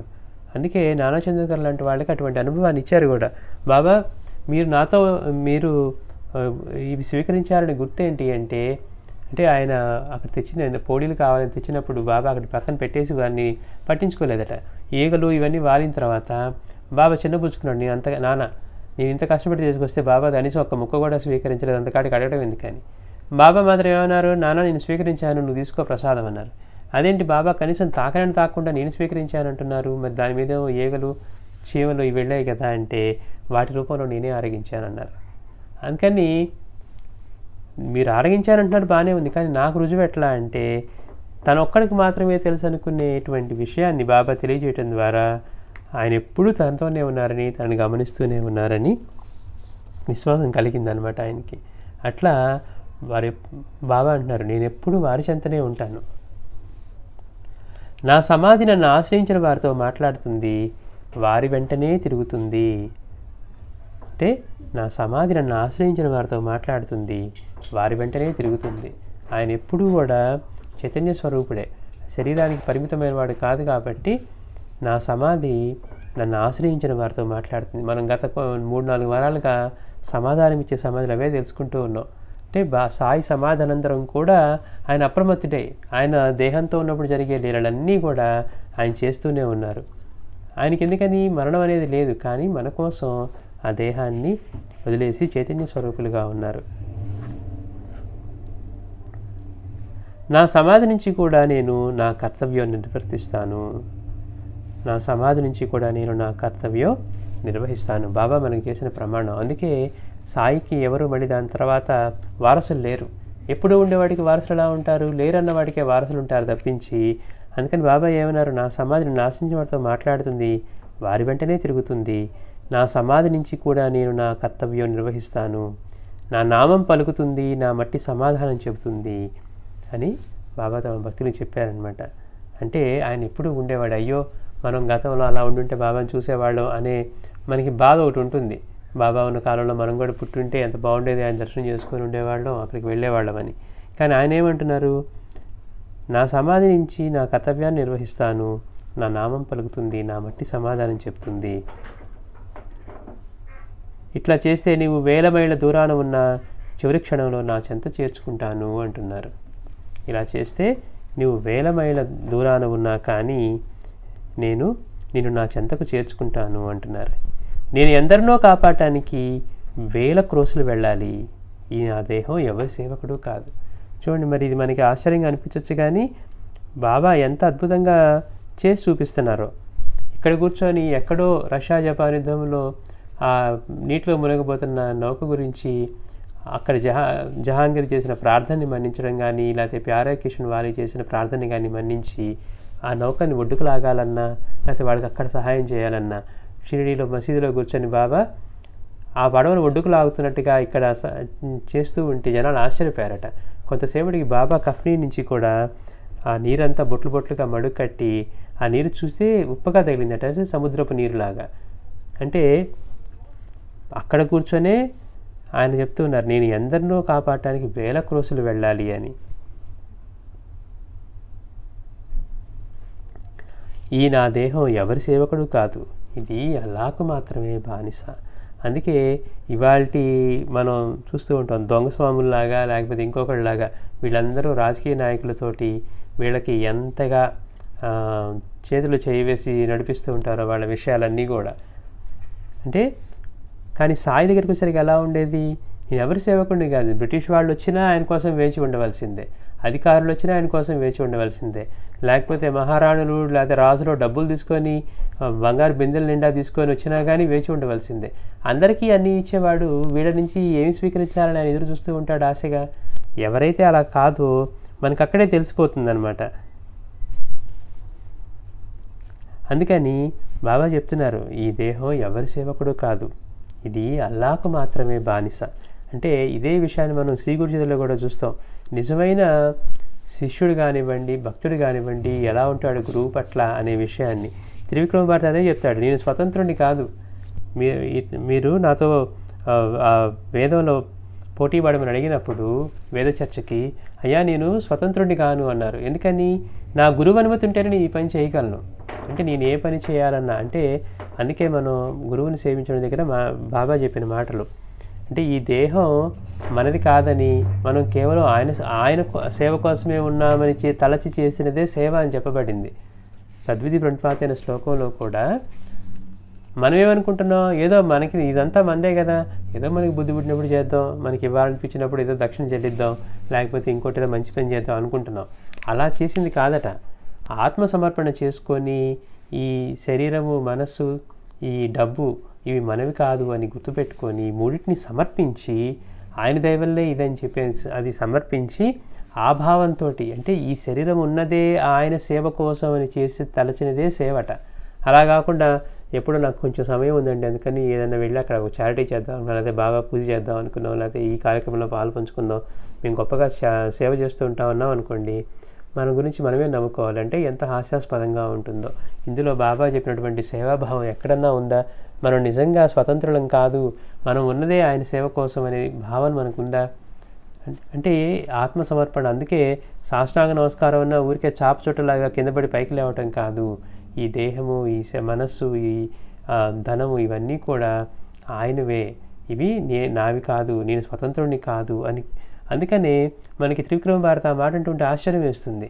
ఆయన వాదం చేయొచ్చు కదా శాస్త్రంలో, మరి పండితుడే కదా అంటే వాళ్ళతోటి ఆ వేద పండితులతోటి అయ్యా నేను స్వతంత్రుడిని కాదు, అక్కడ పలానా గాణగాపురంలో నా గురువు ఉన్నారు, వారి అనుమతి తీసుకొని వారు ఏది చేయమంటే అది చేస్తానంటారు. అంతేగాని రండి నాకు బాగా వచ్చు మీతో వాదం చేస్తానల్లా. అందుకని సద్భక్తుడు ఎలా ఉంటాడో మనకి స్పష్టంగా తెలుస్తుంది. అందుకే బాబా అంటారు, నేను ఎవ్వరికీ సేవకుని కాదు, ఒక్క అల్లాకు మాత్రమే బానిస, అంటే భగవంతుడికి మాత్రమే అని. బాబాని ఎలా ధ్యానించాలో చెప్తున్నారు. నేను భగవంతుని బానిసను, భగవంతుడే యజమాని, బ్రహ్మ నా తండ్రి, మాయ నా తల్లి. మనం ఈ విషయాన్ని తెలుసుకోకుండా వివిధ గ్రంథాల్లో మనకు వచ్చిన చిక్కు ఏంటంటే, ఇప్పుడు మాస్టర్ గారు లీలామృతం మనకి అందించారంటే ఆ అందించింది కూడా తన గురువు గురించి తను స్మరించుకోవటానికి, లేకపోతే ఆయన 17 సంవత్సరాల పాటు ఎంతో కష్టించి, అంటే ఏమి మానుకోకుండా ఆయన ఉద్యోగ ధర్మాన్ని నిర్వర్తిస్తూ ఈ పనులన్నీ చేసుకుంటూ ఎప్పుడు ఖాళీ దొరికితే అప్పుడు టికెట్లు రిజర్వేషన్లు లేకుండా కంఫర్ట్గా చూసుకోకుండా ఖాళీ అవటం టక్కని ట్రైన్ ఎక్కేసి మెట్ల దగ్గర కూర్చున్నానా, బాత్రూమ్ పక్కన కూర్చున్నానా, కింద కూర్చున్నానా, పేపర్లు వేసుకొని పడుకున్నానని కాకుండా బాబా దగ్గరికి వెళ్ళి షిరిడీ వెళ్ళి భక్తుల యొక్క అనుభవాలు లేకపోతే అవన్నీ శివనేశ్వర స్వామి చేత చెప్పించుకోవటం, ఈ లీలల సేకరణ చేయటం, ఇవన్నీ తన కోసం తను చేసుకొని తను వ్రాతపత్రిని తన కోసం రాసుకున్న దాన్ని బాబా ఇదందరికీ మేలు జరగడం కోసం ఆయన మనకి అందించినటువంటి గ్రంథం అన్నమాట. అలా కాకుండా ఇప్పుడు వాళ్ళ బాబా భక్తి అనేది అబ్బో ఎంతో ప్రభంజనంగా ఉంది, మనం అమాయకులు మోసం చేయొచ్చని ఏ మాత్రం కనీసం అరిషడ్ వర్గాల్లో ఒకదాన్ని కూడా జయించిన వాడు సైతం గురువు అయిపోతున్నారు. అలానే రకరకాల గ్రంథాలు రాస్తూ ఉన్నారు. ఏముందండి తప్పేముందని మనం అంటూ ఉంటాం తెలియక. కానీ ఒక ఆత్మజ్ఞాని రాస్తే అందులో ఉండే విషయాలు మనకి నడిపించేట్టుగా ఉంటాయి. అందుకే అన్నారు, ఇప్పుడు ఈ గీతాయజ్ఞాలు ఇన్ని జరిగినా కానీ మనలో ఈ సమాజంలో ఎవరికన్నా మార్పు జరిగిందా అంటే కారణం ఏంటి? ఆ గీతాయజ్ఞం చేసేవాడు కూడా అటువంటి బ్రహ్మజ్ఞాని అయి ఉంటే అది ఆ మార్పు జరిగేది. ఎందుకని అలా చెప్పిన వాడు విన్నప్పుడు మాత్రమే అవి మన ఆచరణలోకి వస్తాయి అన్నారు. అంతేకాకుండా చక్కగా దాన్ని కంఠస్థం చేసి భావాన్ని హృదయస్థం చేసుకొని మనం ఎప్పుడు పడితే అప్పుడు వల్లించగలిగామనుకోండి, మాస్టర్ గారు అంటారు మనకంటే కూడా ఒక మ్యూజిక్ ప్లేయర్ అద్భుతంగా దాన్ని చెప్పగలుగుతా అన్నారు. అందుకని మనం అది గుర్తుపెట్టుకోవాల్సిన విషయాలు అన్నమాట ఇవన్నీ. నేను భగవంతుని బానిసని, భగవంతుడే యజమాని. ఎందుకు ఈ మాట చెప్పుకుంటున్నామంటే చాలా గ్రంథాల్లో బాబా పలానా వాళ్ళకి పుట్టాడని, వాళ్ళు తీసుకొచ్చి వీళ్ళకి అప్పగించారని, ఆ గురువు దగ్గర సేవ చేసుకొని ఇక్కడికి వచ్చారని ఇట్లా పిచ్చి పిచ్చిగా రాశారనమాట. దానికి ప్రమాణం లేదు. ఆయన ప్రకటమవటమే అలా ప్రకటమయ్యారు అన్న విషయాన్ని గమనించకుండా మరి బాబా ఇన్ని కథలు చెప్పారు కదా, బాబా సమాధానంతరం కానీ బాబా జీవించి ఉన్నప్పుడు కానీ బాబా యొక్క కుటుంబ సభ్యులని కానీ లేకపోతే వాళ్ళ బంధువులను కానీ వచ్చిన వాళ్ళు ఒక్కరైనా ఉన్నారా? దాన్ని బట్టే మనకి తెలిసిపోతుంది. కానీ జనాల్ని మిస్లీడ్ చేయడానికి బాబా పలానా రోజు పుట్టారు, పలానా దంపతులకు పుట్టారనో, హిందూ కుటుంబంలో జన్మించారనో, లేకపోతే ముస్లిం కుటుంబంలో జన్మించారనో, లేకపోతే ఒక ముస్లిం గురువుకి అప్పగింపబడ్డారనో, ఇట్లా రకరకాల అర్థం పద్ధలేని కథలు వేరే గ్రంథాల్లో రాశారు. అందుకని మనం ఎప్పుడూ కూడా ప్రామాణికమైన గ్రంథాలను చదవాలి తప్పించి ఇవి ఎవరు పడితే వాళ్ళు రాసినవి మనం చదివితే మనకి విషయం అందదు. పైగా మిస్లీడింగ్గా ఉంటాయి అన్నమాట. బాబా ఏం చెప్తున్నారు? బ్రహ్మ నా తండ్రి, మాయ నా తల్లి, అంటే ప్రకృతి యొక్క స్వరూపాన్ని చెప్తూ ఉన్నారు. వారి ఐక్యం వల్లనే నాకు ఈ దేహం వచ్చింది. అంటే పంచభూతాల నుంచి ఎవరి దేహం వచ్చినా కానీ పంచభూతాలతోటే రావాల్సిందే. మన దేహం చూడండి గమ్మత్తు. అందుకే బాబా పంచభిక్ష ఎందుకు చేసేవారు అంటే, ఆయన దేహంతో వచ్చాక ఈ దేహ పోషణ ఎలా అయితే ఆ దేహానికి కారణమైన పంచభూతాలే అయ్యాయో, ప్రకృతిలో ఉన్న ఈ పంచభూతాలతో నిర్మితమైన ఈ ప్రపంచంలో నుంచి ఆ దేహ పోషణ కూడా తీసుకోవాలి అన్న దానికి సంకేతంగా ఆయన పంచభిక్ష చేసేవారు అంటారు. అందుకని బాబా ఏం చెప్తున్నారు? వారి ఐక్యం వల్లనే నాకు ఈ దేహం వచ్చింది, నేనే దైవం, నేనే షిరిడీలోనూ ఎల్లెడలా ఉన్నాను, సర్వ జగత్తు నాలోనే ఉన్నది అంటున్నారు. ఈ నేనే దైవం అనే మాట బాబా అందరికీ చెప్పలేదు, కూర్చొని రండి నేనే దైవం అని ఎవరో ఒకళ్ళు ఇద్దరు భక్తులతోటి ఒకనొక అతీతమైన స్థితిలో ఉన్నప్పుడే చెప్పారు తప్పించి, లేకపోతే ఏమవుతుంది, బాబా చెప్పారు కదా అని ఇప్పుడున్న వాళ్ళందరూ కూడా ఆయనలాగా అప్ని కట్టుకున్నోడు లేకపోతే ఆయనలాగా 2 మాటలు చెప్పగలిగిన వాళ్ళు ఏం చేస్తారు? నేనే దైవం అంటారు. కానీ నేనే దైవం అన్నప్పుడు బాబా ఆ ఇచ్చిన అనుభవాన్ని మళ్ళీ ఎవరైనా ఇవ్వగలరా? దత్తస్వామికి మొక్కుకొని ఇక్కడికి వస్తే వాడు మొదటి నెల జీతం ఇస్తానని మొక్కుకొని ఇవ్వలేదని అడగగలరా? లేకపోతే పలానా వాళ్ళకి రుణపడ్డారని చెప్పాను ఇక్కడ గుర్తు చేసి స్వీకరించగలరా? అటువంటి నిదర్శనం ఇచ్చి చేయగలిగితేనే ఆ మాట చెప్పగలగాలి. దైవం అంటే అంతటా వ్యాపించి ఉండి అన్నిటినీ తెలుసుకొని నిర్వహించగలిగింది అనేది. మరి అలాంటి స్థితిలో అలాంటి దాన్ని నిజంగా అనుభవించగలిగిన వాడు మాత్రమే ఆ మాట చెప్పగలరు. అందుకే బాబా ఏమన్నారు? నేనే దైవం, నేనే షిరిడీలోనూ ఎల్లడలానూ ఉన్నారు. అంటే బాబా దగ్గరికి ఈయన ముస్లిం అనుకొని వచ్చిన భక్తుడికి కూడా బాబా ఏం చెప్పారు? నేనే షిరిడీలోను, కాశీలోను, అన్ని చోట్ల నేనే ఉన్నాను, ఇదంతా రామమయమే, తెలిసిందా మిత్రమా అన్నారు. అంటే బాబా చెప్తున్నారు, నేను ఇదే అనుకుంటున్నావు కానీ అన్ని చోట్ల ఉన్నది నేనే. అంటే ఏం చెప్తున్నారు?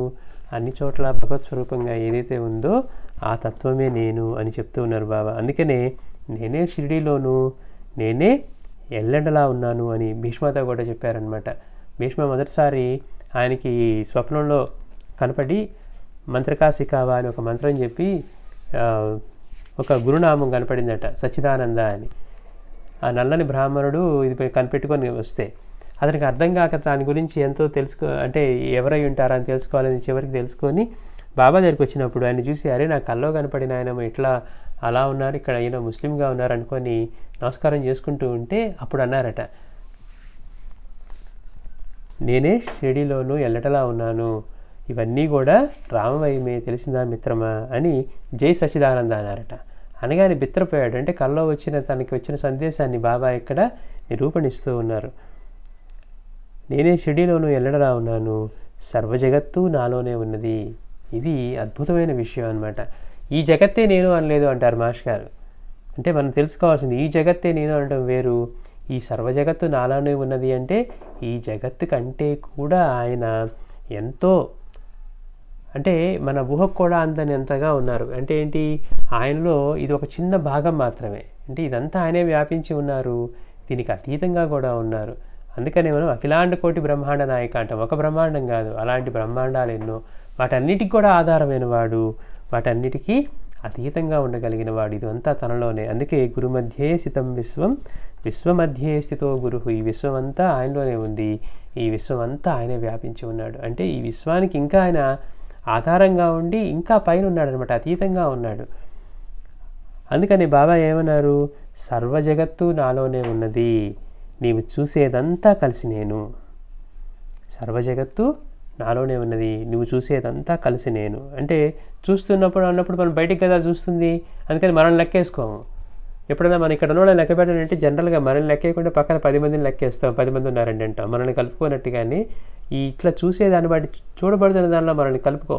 అందుకని బాబా అన్నారు, నువ్వు చూస్తూ ఉన్నది నీలో చూడబడుతూ ఉన్నది, ఇది మొత్తం కూడా చూసేదంతా కలిపి నేను. అంటే ఏది చూసినా నీ దృష్టి ఎక్కడ పడినా కానీ అక్కడ నేనే ఉన్నాను. అంటే ఇది ఏది చూస్తూ ఉన్నా, అది గోడ కానివ్వండి, పటం కానివ్వండి, చెక్క కానివ్వండి, చెట్టు కానివ్వండి, ఇంకో జంతువు కానివ్వండి, అంటే నీ దృష్టి ఎక్కడ పడితే అక్కడ నేనున్నానని గుర్తుపెట్టుకో. ఈ సర్వ జగత్తు కూడా నాలోనే ఉన్నది, నువ్వు చూసేదంతా కలిసి నేను. అంటే చూసేది ప్లస్ చూసేవాడు ఏదైతే చూడబడుతుందో అది. ఇవంతా కలిపి నేను. దానికి ఎన్నో మనకి లీలలు కూడా ఉన్నాయి.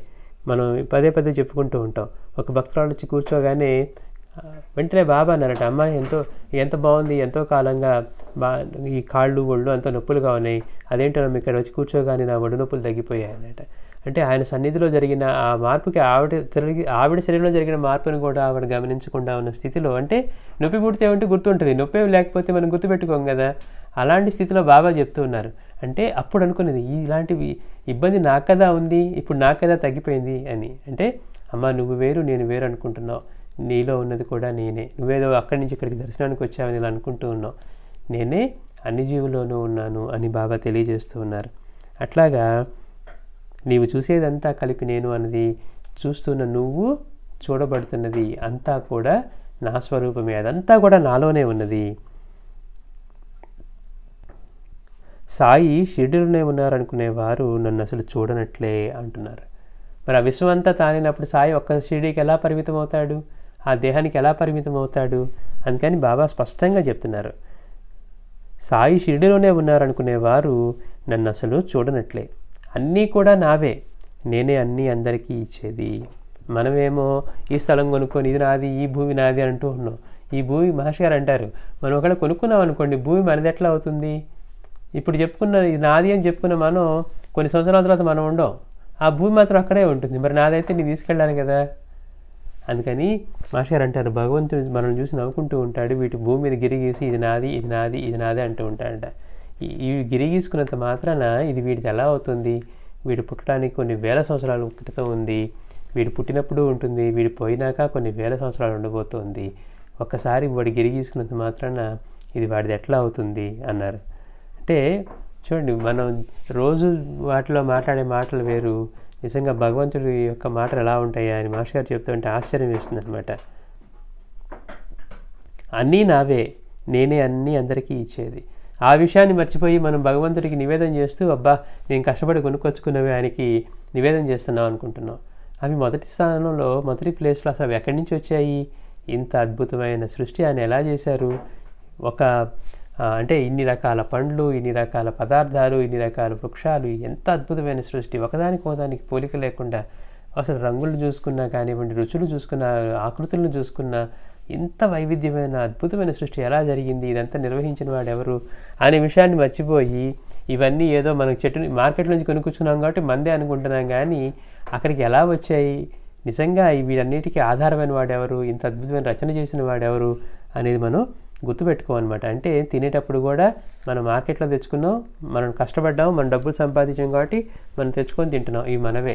కానీ అటువంటి సృష్టి జరగకుండా, ఇటువంటి అద్భుతమైన సృష్టి లేకపోతే మనం ఏం తినేవాళ్ళం, గడ్డి తినేవాళ్ళమా అంటారు మాస్టర్ గారు. అంటే ఇవన్నీ నావే. అంటే ఈ అద్భుతమైన ఈ మొత్తానికి ఆధారం ఈ పంచభూతాలు అయినప్పుడు, పంచభూతాలన్నిటికీ ఆధారమైన వాడు తనలోంచే ఇచ్చినవాడు అయినప్పుడు ఆయన కాక ఇంకా వేరే అవటానికి ఏముంటుంది? ఇవన్నీ కూడా నావే, నేనే అన్నీ అందరికీ ఇచ్చేది. అందుకే దక్షిణలో మాస్టర్ గారు అంటారు, మనకిచ్చిన దాన్ని ప్రేమతో మనం కృతజ్ఞతగా భగవంతుడు ఇవ్వటమే దక్షిణ తప్పించి, అసలు ఆయన ఇవ్వకపోతే మనం ఇవ్వటానికి మన దగ్గర ఏముంటాయి? మనలో జరిగే క్రియ ఆయన నిర్వహిస్తూ మనకి ఇటువంటి శక్తిని, ఓపికని, లేకపోతే సామర్థ్యాన్ని ఇవ్వకుండా మనల్ని కూడా ఒక డల్ హెడెడ్గా చేశారనుకోండి, మనం వాళ్ళని అనుకునే అహంకారం మనకు ఉంటుందా? అసలు బ్రతకడం చేతనైతే చాలు, బ్రతకగలిగితే చాలు అనుకునే స్థితిలో ఉంటాం. ఇవాళ ఆయన మనకి మేధస్సుని వీటన్నీ ఇవ్వబట్టి దాంతో ఏదో కొద్దిగా సంపాదించుకొని మనకంటే గొప్పవాళ్ళో, లేకపోతే మనకంటే రూపస్లో, లేకపోతే మనకంటే ఇంకోటి లేరో అని అనుకుంటూ, నిజంగా ఇవన్నీ మనకి ఇవ్వబడ్డాయి అనే విషయాన్ని మర్చిపోయి, మనం పుట్టినప్పుడే కాలో చేయ వంకరుంది అనుకోండి, ఏం చేస్తాం మనం? ఇవన్నీ ఆయన మనకి సక్రమంగా పట్టి కదా ఇవన్నీ మనం చేస్తూ ఉన్నాం. సరైన మేధస్సుని మనకి ఇవ్వబట్టి కదా మనం చదువుకొని కష్టపడి ఏదో చేయగలుగుతున్నాం. అంటే ఏది జరుగుతూ ఉన్నా ఆయన మనకి ఇవ్వబట్టి కదా అనే విషయాన్ని గుర్తుపెట్టుకోలేదనుకోండి, కృతజ్ఞత లేనితనం అవుతుందంటారు. అందుకని మనం కష్టపడి తెచ్చుకున్నా కానీ భగవంతుడికి నివేదించకుండా, ఆయన్ని స్మరించకుండా తినేవాడు పాపాన్నే తింటున్నాడని చెప్పాడు కృష్ణుడు అంటారు మాస్టర్ గారు. అంటే కృతజ్ఞతతో జీవించడం అనేది ఎంత ముఖ్యమో, అట్లా అన్నీ ఇచ్చేది ఆయనే. ఆయన ఇచ్చిందే ఆయనకి మనం ప్రేమతో కొనుక్కొచ్చి ఇచ్చిన వాడు తండ్రి అయినా తల్లి అయినా బిడ్డకి ఇచ్చినప్పుడు మళ్ళీ ఒక చాక్లెటే కొనిచ్చామనుకోండి, వాళ్ళు అమ్మ నువ్వు కొంచెం తినివ్వని కనుక బెడ్ ఇస్తే తల్లి పొంగిపోద్ది, అలా తండ్రి కూడా పొంగిపోతాడు. అంటే చూడు నాకు వాడికి ఇస్తే వాడు తినమని నాకు ఇచ్చాడు అని వాడి పట్ల ఇంకా ప్రేమ కలుగుతుంది అనమాట, వాడి కృతజ్ఞత పట్ల. అలాగే నిజానికి మనకి అన్నీ ఇచ్చేవాడు ఎవరు అంటే భగవంతుడే. అందుకే బాబా అంటున్నారు అన్నీ నావే, నేనే అన్నీ అందరికీ ఇచ్చేది. ఈ విషయాన్ని మనం మర్చిపోయి, అంటే ఆయన అందరికీ ఎలా ఇస్తారు అంటే వాళ్ళు చేసుకున్న పుణ్య సంపదను బట్టి, వాళ్ళకున్న కర్మను బట్టి వాడికి ఎంత ఇవ్వాలో నిర్ణయించేది ఆయనే. ఆ విషయాన్ని మర్చిపోయి మనం 10 మంది కలిసి ఉన్నప్పుడు మనకంటే బాగా ఉన్న వాళ్ళని చూసి మనం ఓచుకోలేని స్థితి తెచ్చుకుంటూ ఉంటాం. చూడు మనం ఇక్కడే ఉన్నాం, వాళ్ళు మాత్రం అవి కొన్నారు, వాళ్ళు మాత్రం ఇంకో 2 ఇళ్ళు కొన్నారు, లేకపోతే 4 కార్లు కొన్నారు, లేకపోతే 4 పొలాలు కొన్నారు, 4 అపార్ట్మెంట్లు కొన్నారు, ఇలా ఆలోచన చేస్తూ ఉంటాం. అంటే పక్కన వాళ్ళ వృద్ధిని చూసి కూడా తట్టుకోలేని స్థితిలో ఉంటాం అనమాట.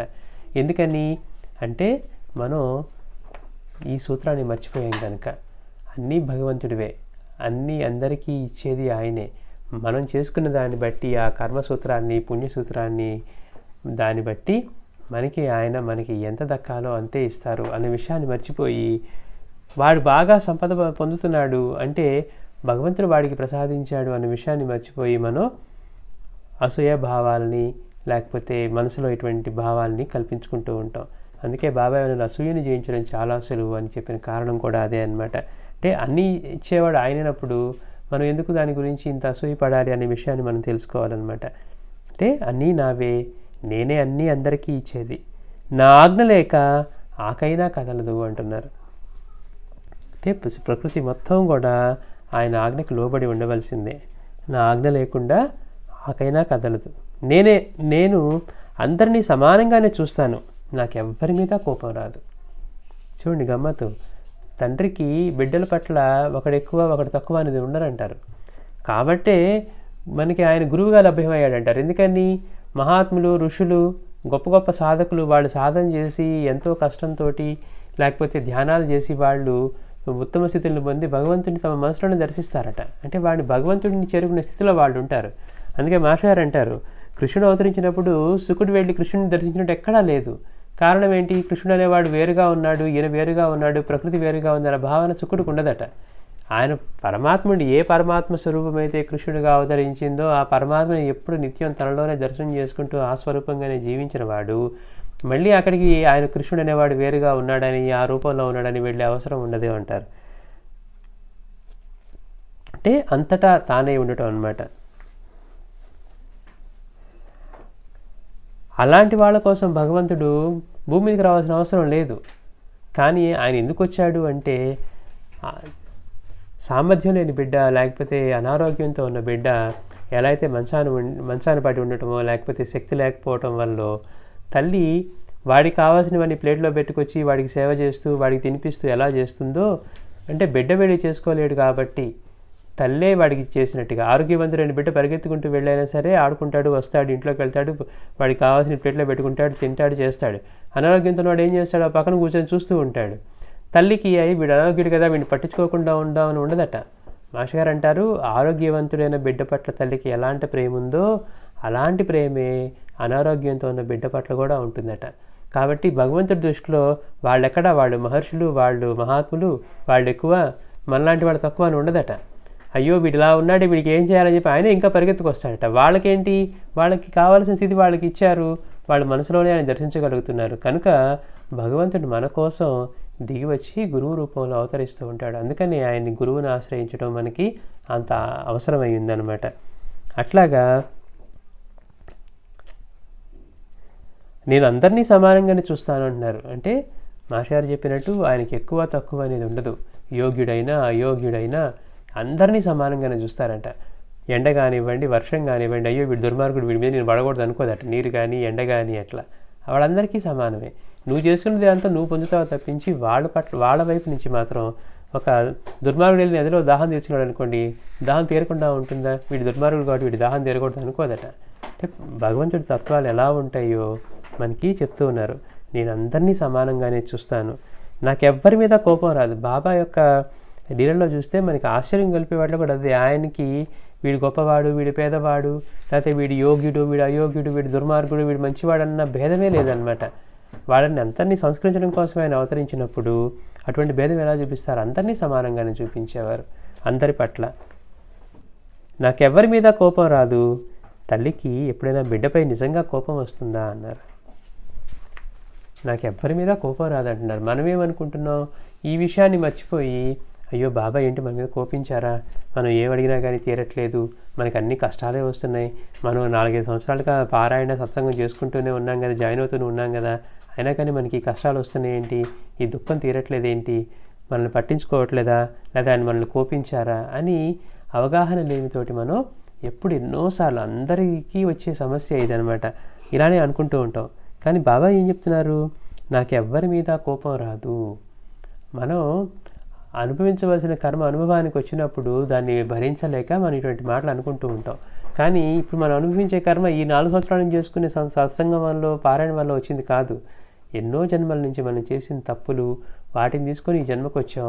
ఈ జన్మల అనుభవానికి వచ్చినప్పుడు మనం గురువు యొక్క సన్నిధిలో గురువుని సేవిస్తూ ఆయన యొక్క అనుగ్రహంతో వీటిని భరించి దీని నుంచి బయటపడాల్సింది పోయి మనం ఏమనుకుంటామంటే, ఇప్పుడు మనం ఈ మార్గంలో ఉన్నాం కనుక మనకి ఇక నుంచి రాజబాటే, మనకి ఒక్క ముళ్ళు కూడా తగలదు, మనకి తివాచీలేసి మనం నడిపిస్తారనుకుంటాం.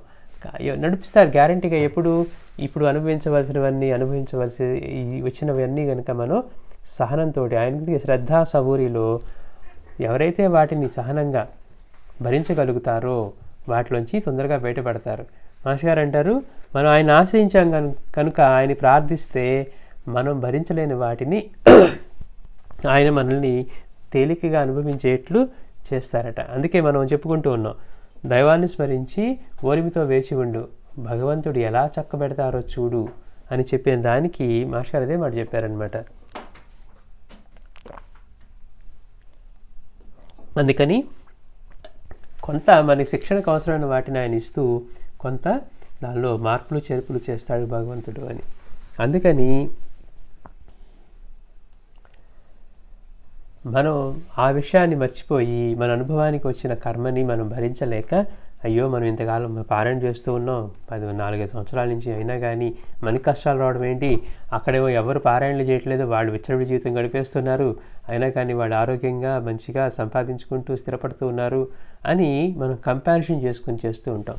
అవగాహన కలిగినప్పుడు ఏమనిపిస్తుంది, మనం ఎప్పుడో ఏవో చేసుకున్నామో అవన్నీ మన అనుభవానికి వస్తూ ఉన్నాయి, కానీ భగవంతుడి దయ వల్ల వీటన్నిటిలోంచి బయటపడాలి, మళ్ళీ ఇలాంటి తప్పులు చేసి ఇలాంటి కర్మలు అనుభవించే స్థితి లేకుండా గురువు యొక్క అనుగ్రహం వల్ల నేను ఆయన పాదాలు పట్టుకోగలిగాను. ఇప్పుడు నా ప్రవర్తన మార్చుకోవటం ద్వారా ఇటువంటి రుణానుబంధాలని, ఇటువంటి కర్మబంధాలని ఏర్పరచుకోకుండా నేను ఇందులోంచి బయటకు వచ్చేస్తాను గురువు యొక్క సహాయంతో అని గుర్తుపెట్టుకొని నిజంగా భరించినప్పుడు ఆయన ప్రార్థిస్తే, ఆయన ప్రార్థించినప్పుడు ఎలా చక్కబెడతారో ఆయన దయ కోసం వేచి ఉంటే ఆయనే చేస్తారు. అందుకని నాకెవరి మీద కోపం రాదు. ఈ మాట ఎందుకు చెప్పుకుంటున్నామంటే, మనకు వచ్చిన కష్టాన్ని భరించలేనప్పుడు మనం అనుకుంటూ ఉంటాం, బాబా మన మీద కోపించారని. మాస్టర్ గారు అంటారు, నిజంగా బాబా కోపిస్తే మనం నిలబడగలమా అన్నారు. నిజంగా బాబానే మన మీద కోపించారనుకోండి, మనం అసలు తట్టుకోగలమా, మనం దానికి ఎదురు నిలబడగలమా? కాబట్టి ఈ విషయాన్ని గుర్తుపెట్టుకోవాలి, నాకెవ్వరి మీద కోపం రాదు. తల్లికి ఎప్పుడైనా బిడ్డపై నిజంగా కోపం వస్తుందా? ఇప్పుడు మన జీవితంలో మనం చూస్తూ ఉంటాం, మన పిల్లల మీద మన కోపం వచ్చినప్పుడు ఆ క్షణంలో అరిచినట్టు ఉంటాం, కానీ మళ్ళీ మన కోపం కొంచెం 10 నిమిషాలు తగ్గిపోగానే మళ్ళీ వాడి పట్ల వాడినే బంగారం అనో లేదనో ఇదనో ఎంతో ప్రేమగా చేస్తూ ఉంటాం. నిజానికి తల్లికి ఎన్నడైనా బిడ్డపై నిజంగా కోపం వస్తుందా అంటే, ఆ కోపం అప్పుడు చేసిన పని పట్ల ఉండే భావాన్ని మనం ప్రకటన చేసుకుంటున్నాం. కోపం అనేది ఎందుకు వస్తుందంటే మాస్టర్ గారు చెప్తారు, మనం అనుకున్నట్టుగా పక్కన వాళ్ళు చేయట్లేదు కనుక మనకు కోపం వస్తుందట. చూడండి ఎంత కరెక్ట్, 100% మాస్టర్ గారు చెప్పే మాట అసలు జీవితాన్ని చదివిన మాటలు అనమాట ఇవన్నీ. కోపం ఎందుకు వస్తుంది? ఇప్పుడు మనం ఒకళ్ళ మీద కోపడ్డాం, కారణం ఏంటి? వాడు మంచిగా చేసి ఉండొచ్చు, లేకపోతే వాడు అనుకున్న దానిలో కరెక్ట్గా చేసి ఉండొచ్చు, కానీ నేను చెప్పినట్టు చేయలేదు, నేను అనుకున్నట్టు చేయలేదు, లేకపోతే నాకు కావాల్సిన విధంగా లేరు అనే దాని పట్లే కోపం వస్తుంది. అంటే కోపం అంటే ఎప్పుడు కూడా కారణం అదేనట. ఎందుకు కోపం వస్తుంది అంటే, నేను ఎలా ఉండాలనుకుంటున్నానో, నేను ఎలా చెప్తే చేయాలనుకుంటున్నానో, నేను పక్కన వాడి నుంచి ఏం ఎక్స్పెక్ట్ చేస్తున్నానో అవి లేనప్పుడు. ఇప్పుడు మనం పిల్లవాడు చదువుకోలేదు అనుకోండి, మనకు కోపం వస్తుంది. పక్కన పిల్లవాడు చదువుకోకపోతే మనకు కోపం ఎందుకు రాదు? వీడిని మనం చదువుకొని తెలివైన వాడుగా ఉండాలనుకున్నాం, కానీ పక్క డోరు వాడు చదువుకోకుండా మొద్దువాడులా ఉన్నా రోజు వాళ్ళ చేత తన్నులు తింటున్నా కానీ మనకేమీ కోపం రాదు. అదే మన పిల్లవాడు మన మాట వినకుండా చదువుకోకుండా ఉంటే మనకు కోపం వస్తుంది. ఎందుకని అంటే వీడు ఇలా ఉండాలి అని మనం అనుకుంటున్నాం, అంటే మనం అనుకున్నట్టుగా ఉండలేదు కనుక మనకు కోపం వస్తుంది. అది మంచికే అవ్వచ్చు, చెడు కావచ్చు, ఏదైనా కానివ్వండి. మాస్టర్ గారు అంటారు, కోపం అనే దానికి కారణం మనం అనుకున్నట్టుగా పక్కన వాళ్ళు ఉండలేదనో, పక్కన వాళ్ళు చేయలేదనో, అంటే ఇందులో మనలో ఉన్న లోపమే. దానికి కారణం అదట. మనం చిన్న చిన్న వాళ్ళు చూస్తుంటాం, ఇక్కడ పెట్టవద్దని ఇక్కడ ఎందుకు పెట్టామని అరుస్తూ ఉంటాం. లేకపోతే కూరలోనే ఉప్పు ఎక్కువైంది అనుకోండి, కారం ఎక్కువైంది నడుస్తాం. అంటే ఏంటి, ఇక్కడ ఇందులో కారం ఎక్కువ అవ్వకూడదని మనం అనుకుంటున్నాం, కానీ ఎక్కువైంది. అంటే మనం అనుకున్నట్టుగా అది లేదు కనుక దాన్ని మనం ఎప్పుడు కూడా కోపంగా చూపిస్తూ ఉంటాం. కానీ తల్లికి ఎప్పుడైనా బిడ్డపై నిజంగా కోపం వస్తుందా?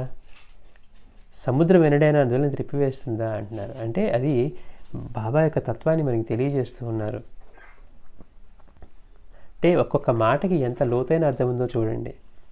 ఈ ప్రపంచం చాలా వింతైనది. ఈ ప్రపంచం చాలా వింతైనది. అందరూ నా ప్రజలే, నేను అందరినీ సమానంగానే చూస్తాను. బాబా చెప్తున్నారు ఏమని, ఈ ప్రపంచం చాలా వింతైంది, అందరూ కూడా నా ప్రజలే, అందరూ ఆయన బిడ్డలే, నేను అందరినీ సమానంగానే చూస్తాను. కానీ ఈ ప్రపంచం మన మధ్య నీవు నేను అనే భేదం అనే అడ్డుగోడ నిలుపుతుంది. మనం చెప్పుకున్నాం, అన్నిటికంటే పెద్ద అజ్ఞానం పాపం ఏదైనా ఉంది అంటే ఈ దేహమే నేను అనే అనుభవంతో జీవించడం అంట. మరి ఈ దేహమే నేను అనుకోకపోతే మనం సంపాదించుకునేవి, మనం చేసుకునేవన్నీ ఎవరి కోసం? చూడండి గమ్మత్తు, మనం ఈ దేహమే నేను అని జీవించినంత కాలం నిజమైన పెద్ద పాపం ఏదైనా ఉందంటే అలా జీవించడమేనట. అన్నిటికంటే ఘోరమైన పాపం అంట. బిగ్గెస్ట్ సిన్ ఏదంటే నేను ఈ దేహం అనుకొని జీవించడం అంట. ఎందుకని? ఈ దేహం నువ్వు కాదు కనుక. ఆశ్చర్యంగా ఉంటుంది, అదేంటండి దేహం నేను కాదని ఎలా జీవించడం, మన అనుభవం ఇదే ఉంది కదా అంటే మనకి ఇచ్చిన జీవితమే. అందుకే గురువుని తెలుసుకోవాలి, లేకపోతే ఎందుకు వచ్చినట్లు పిటికలు ఏరుకోవడానిక. అంటే మన ముందు ఎంతమంది ఎన్ని కోట్లు ఇక్కడ ఎన్ని వేలడారాలు సంపాదించినా వాళ్ళందరూ వాళ్ళు ఇందాక అనుకున్నట్టు వాళ్ళు కొన్న భూమి మీదే ఉండిపోయాయి. వాళ్ళు సంపాదించుకున్న సంపద బ్యాంకులో ఉండిపోయింది తప్పించి వాడు తీసుకెళ్ళింది ఏమీ లేదు. ఆ విషయాన్ని మర్చిపోయి అవన్నీ ఉంటే మనకి ఇంకా బాగుంటుంది, అవన్నీ ఉంటే ఇంకా ఆనందంగా ఉంటాం, అవన్నీ ఉంటే ఇంకా సంతోషంగా జీవిస్తాం, అవన్నీ ఉంటే ఎంతో లగ్జరీస్గా ఉంటాం, లేదా అవన్నీ ఉంటే మనకి ఏదన్నా ఆపత్కాలంలో అవి ఉపయోగపడతాయి అనుకుంటే మాస్టర్ గారు ఒకటే అంటారు, ఇదంతా కూడా ఫాల్స్ ఇన్సెక్యూరిటీని క్రియేట్ చేస్తాయట. మనకంటే ఎంతో కోట్లు సంపాదించిన ధనవంతులు ఎవడన్నా భూమి మీద మిగలగలిగాడా? మరి డబ్బే వాడిని రక్షించేట్లయితే వాళ్ళలో ఎవరైనా నిలపగలిగిందా? ఏ వైద్యశాస్త్రమైనా డబ్బు కోసమే అయ్యుండైతే మరి వాళ్ళని నిలపగలిగిందా? అంటే ఇవన్నిటిని మనం ఆలోచించకుండా అవగాహన లేమితోటి ఇవన్నీ ఉంటే బాగుంటాయి, ఇవన్నీ ఉంటే మనకి ఏదన్నా అవసరం వచ్చినప్పుడు ఆపద కలిగినప్పుడు అవన్నీ మనల్ని ఆదుకొని రక్షిస్తాయని మనం అనుకుంటున్నాం. బాబా చెప్పారు, ప్లేగు బాగా వ్యాపించిన వ్యాధిలో కూడా నువ్వు ఇక్కడ ఉంటే ఇక్కడి నుంచి విడిచిపోతే బ్రతుకుతావని ఇలా అనుకుంటున్నావు. కానీ బాబా ఏమన్నారు గుర్తుపెట్టుకోవాలి, మృత్యువు ఎప్పుడైనా సమయం వచ్చినప్పుడు ఎక్కడున్నా కానీ కొడుతుంది అన్నారు. అంటే మరి బాబా మాటను నమ్ముకొని ఆ ప్లేగు తీవ్రంగా వ్యాపించి ఉన్న స్థానంలో బాబా భక్తులు ఉన్నప్పుడు వాళ్ళకి ఎటువంటి, అంటే ఎవరికైతే అటువంటి రక్షణ లభించిందో ఆయన నుంచి చిన్న ఆపద కూడా కలగలేదన్నమాట. అవి మనం గుర్తుపెట్టుకోవాల్సిన విషయాలు. అంటే బాబా అంటున్నారు, ఈ ప్రపంచం చాలా వింతైనది, మన మధ్య నీవు నేను అనే భేదం అనే అడ్డుగోడ నిలుపుతుంది. అంటే మనలో ఈ ప్రపంచంలో రావడంతో మనం అజ్ఞానంలో చూస్తున్నాం. ఎప్పుడైతే చూడండి చిన్నపిల్లలు వాడికి ఏం తెలియకుండా ఉన్నప్పటి నుంచి వాడు ఇది నాది, ఇది నీది, ఇది నేను ఇవ్వను అంటూ ఉంటే అబ్బా వీడు బాగా తెలివిమంతుడు అవుతున్నాడు, వీడు కూడా వాడి విషయాన్ని గుర్తిస్తున్నాడు అనుకుంటున్నాం. అక్కడి నుంచి అజ్ఞానాన్ని బాగా బలపరుచుకుంటున్నాడనే విషయాన్ని మనం గమనించాం. అట్లా మన మధ్య ఈ భేదం అనే అడ్డుగోడ ఉండటం వల్ల, అంటే నేను వేరు నీవు వేరు, నేను చూసేదంతా వేరు, నేను ఇవన్నీ నా నుంచి బయట ఉన్నాయి, అన్నీ వేరున్నాయి అనే భావంతో జీవించడం మొదలుపెట్టడం ఆ భేదం అనే అడ్డుగోడ నిలుపుతుంది. అందుకే 10 మంది ఒక చోట చేరితే ఏదో ఒక గొడవ రేగుతుంది అన్నారు బాబా. అంటే ఈ భేదం ఉండటం వల్ల, అంటే మన నుంచి వేరని ఉండటం వల్లే మనలో కోపం రావాలన్నా లేకపోతే ప్రేమ కలగాలన్నా ఇంకో భావం. అందుకనే 10 మంది ఒక చోట చేరితే ఏదో ఒక గొడవ రేగుతుంది. వారిలో కొందరు దొంగలవుతారు. వారికి నేను చేయగలిగింది ఏమున్నది? రేపు ఒకనాటికి చావబోయేవాడు కూడా ఈరోజు ఇతరులను చంపడానికే పన్నాగాలు చేస్తూ ఉంటారు. వారు నాకెంతో బాధను కలిగిస్తారు అంటున్నారు. అంటే మనుషుల యొక్క ప్రవృత్తి ఎలా ఉంటుందో చెప్తున్నారు బాబా. వీళ్ళందరూ నా బిడ్డలే, అందరూ ఈ ప్రపంచమే వింతైంది. ఎందుకని?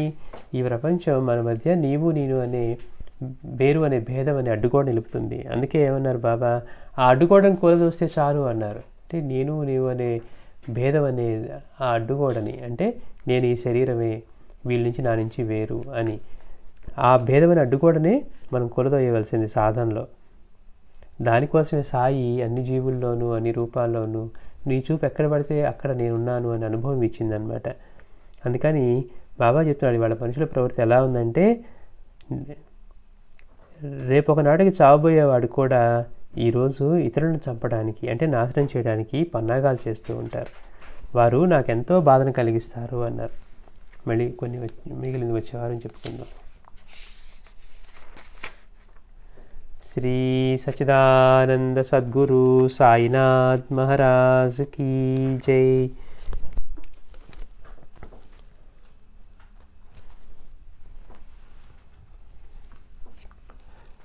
ఇప్పుడు కొంచెంసేపు భజన చేద్దామండి.